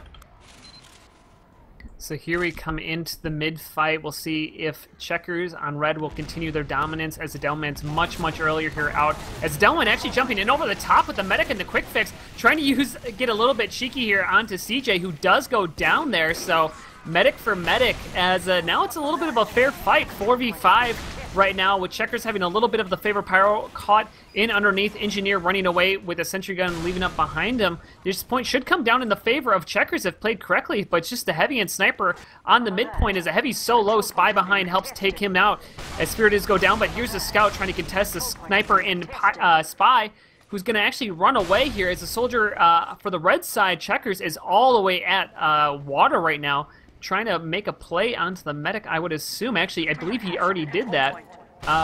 Yeah, that was Raptor taking him down after he respawned. So it's going to give CJ a nice Uber advantage.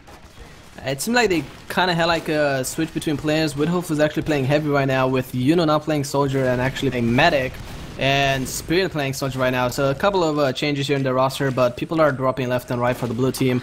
They're gonna lose. We have Scissors going behind in the lobby area, getting a reflect. Oh no, Jakaru getting a reflect on the Raptor, and just the Scissor just cleaning up, and only Spirit alive for the blue team as the Soldier in the river area. And it seemed like Checkers will be able to push into the last. It seemed like both medics died again, and the Ubers are equal with blue team using the quick fix. But yeah, Chess Club would be able to get into last quite easily. But we'll see how it goes. As we have the Heavy taunting on the second point, getting his team amplified for this. As the medic actually goes down again, I believe that was to Quintosh. So just the blue medic cannot stay alive. Maybe he's just getting trying to get some more of those saws off as Breakfast Jr. gets the better of that exchange. As it turns out, having heals versus not having heals in a Heavy 1v1 is going to come out in favor of the one with the heals here. It's getting some peeking from the Demo Man Quintosh, spamming down onto the point with the Scout, who's going to go down into the water area, but he's fairly low health. But right now it looks like the blue team is just having some fun in this situation. Heavy running out here, going to try to contest something, but just kind of a slow push in from Checkers, I guess, trying to just suffocate the enemy team just over time. Yeah, I guess they're trying to farm their weapons at this point. I mean, yeah, they dropped a lot of players on the blue side. I think the red soldier actually went away with the marker gunner. Yes, indeed. He doesn't really manage to get anything. He's going, oh, maybe. No, doesn't really get it. But yeah, final round goes, oh, barely. Well, see, 2 Checkers getting it 5-0 on CP Guluash.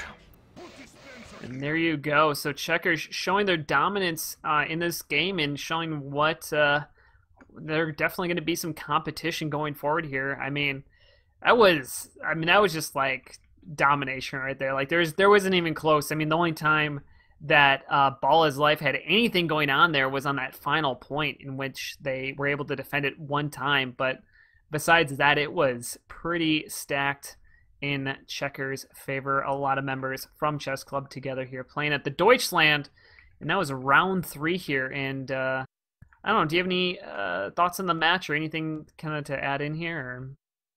Not quite. I mean, I'm fortunate that it wasn't as close as I was hoping for. But obviously there are different teams here with a different set of skills. So it might be not balance towards some of the between some of the teams, but overall, it's a LAN. It's supposed to be fun, and that's what we're here for. So, some games could go like this, and some games could be close, and definitely we'll have a couple of games that will be close. Hopefully, that we will, and hopefully we will have some. But this is the final match we had for tonight. But let's talk about tomorrow.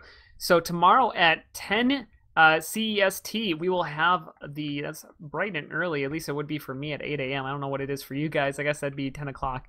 That makes sense because that's time. Anyways, so here we go. We got actually Checkers versus Land Pander on Barn Blitz Pro 6, which should be a really great matchup. And then at 11:30, we'll have Koth Pro Viaduct RC8, and that's Operation Landlove versus the German Intuition on round 6 at 1400. We have Fair Enough versus Ball is Life. At 15:30, we have Operation Landlove versus Gold Grab Gucci Gang. What a beautiful name. And then 2 more at 1700, Doctors of Mediocrity or something. And then Operation Landlove. And then finally on Warm Tick is Fair Enough versus Checkers, which should be another great matchup. And then we will go into semifinals on Sunday night at 21 CEST. Any matchups stand out to you that you're looking forward to, Atomicus, tomorrow? Well, definitely. Let's see.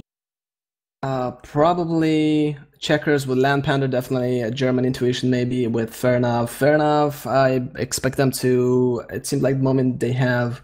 They played one match and they won that one match. I'm not sure. I'm waiting for the scoreboard to update overall. But yeah, Fair Enough should be top there with German Intuition, with Checkers, and Land Panda. So those are the 4 teams that I'm gonna watch, and hopefully expect some close matches from those 4 teams.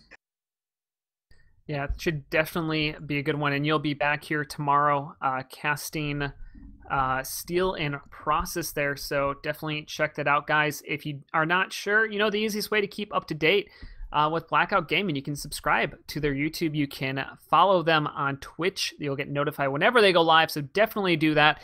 Guys in chat, please give some big love to John on camera, who's been doing absolutely stellar today, keeping up to date, and he's going to have an even longer day tomorrow as pretty much so many games are going to be played. So John is definitely going to be on his feet. So make sure that you give some love to John, because he is doing a lot of the work behind the scenes and whispering softly into my ear. Not right now, but sometimes, and it feels so sweet. Oh God, that's exactly what I want to hear. All right, guys, that is all we have here for tonight. Again, the next round 4 starts tomorrow at 10 CEST. Check that out. Barn Blitz Pro, Checkers versus Land Panda opened up a great matchup for sure. Guys, I love you. Thank you for all coming out here tonight. Come out here tomorrow again, and it'll be great matchups, and I will see you next time.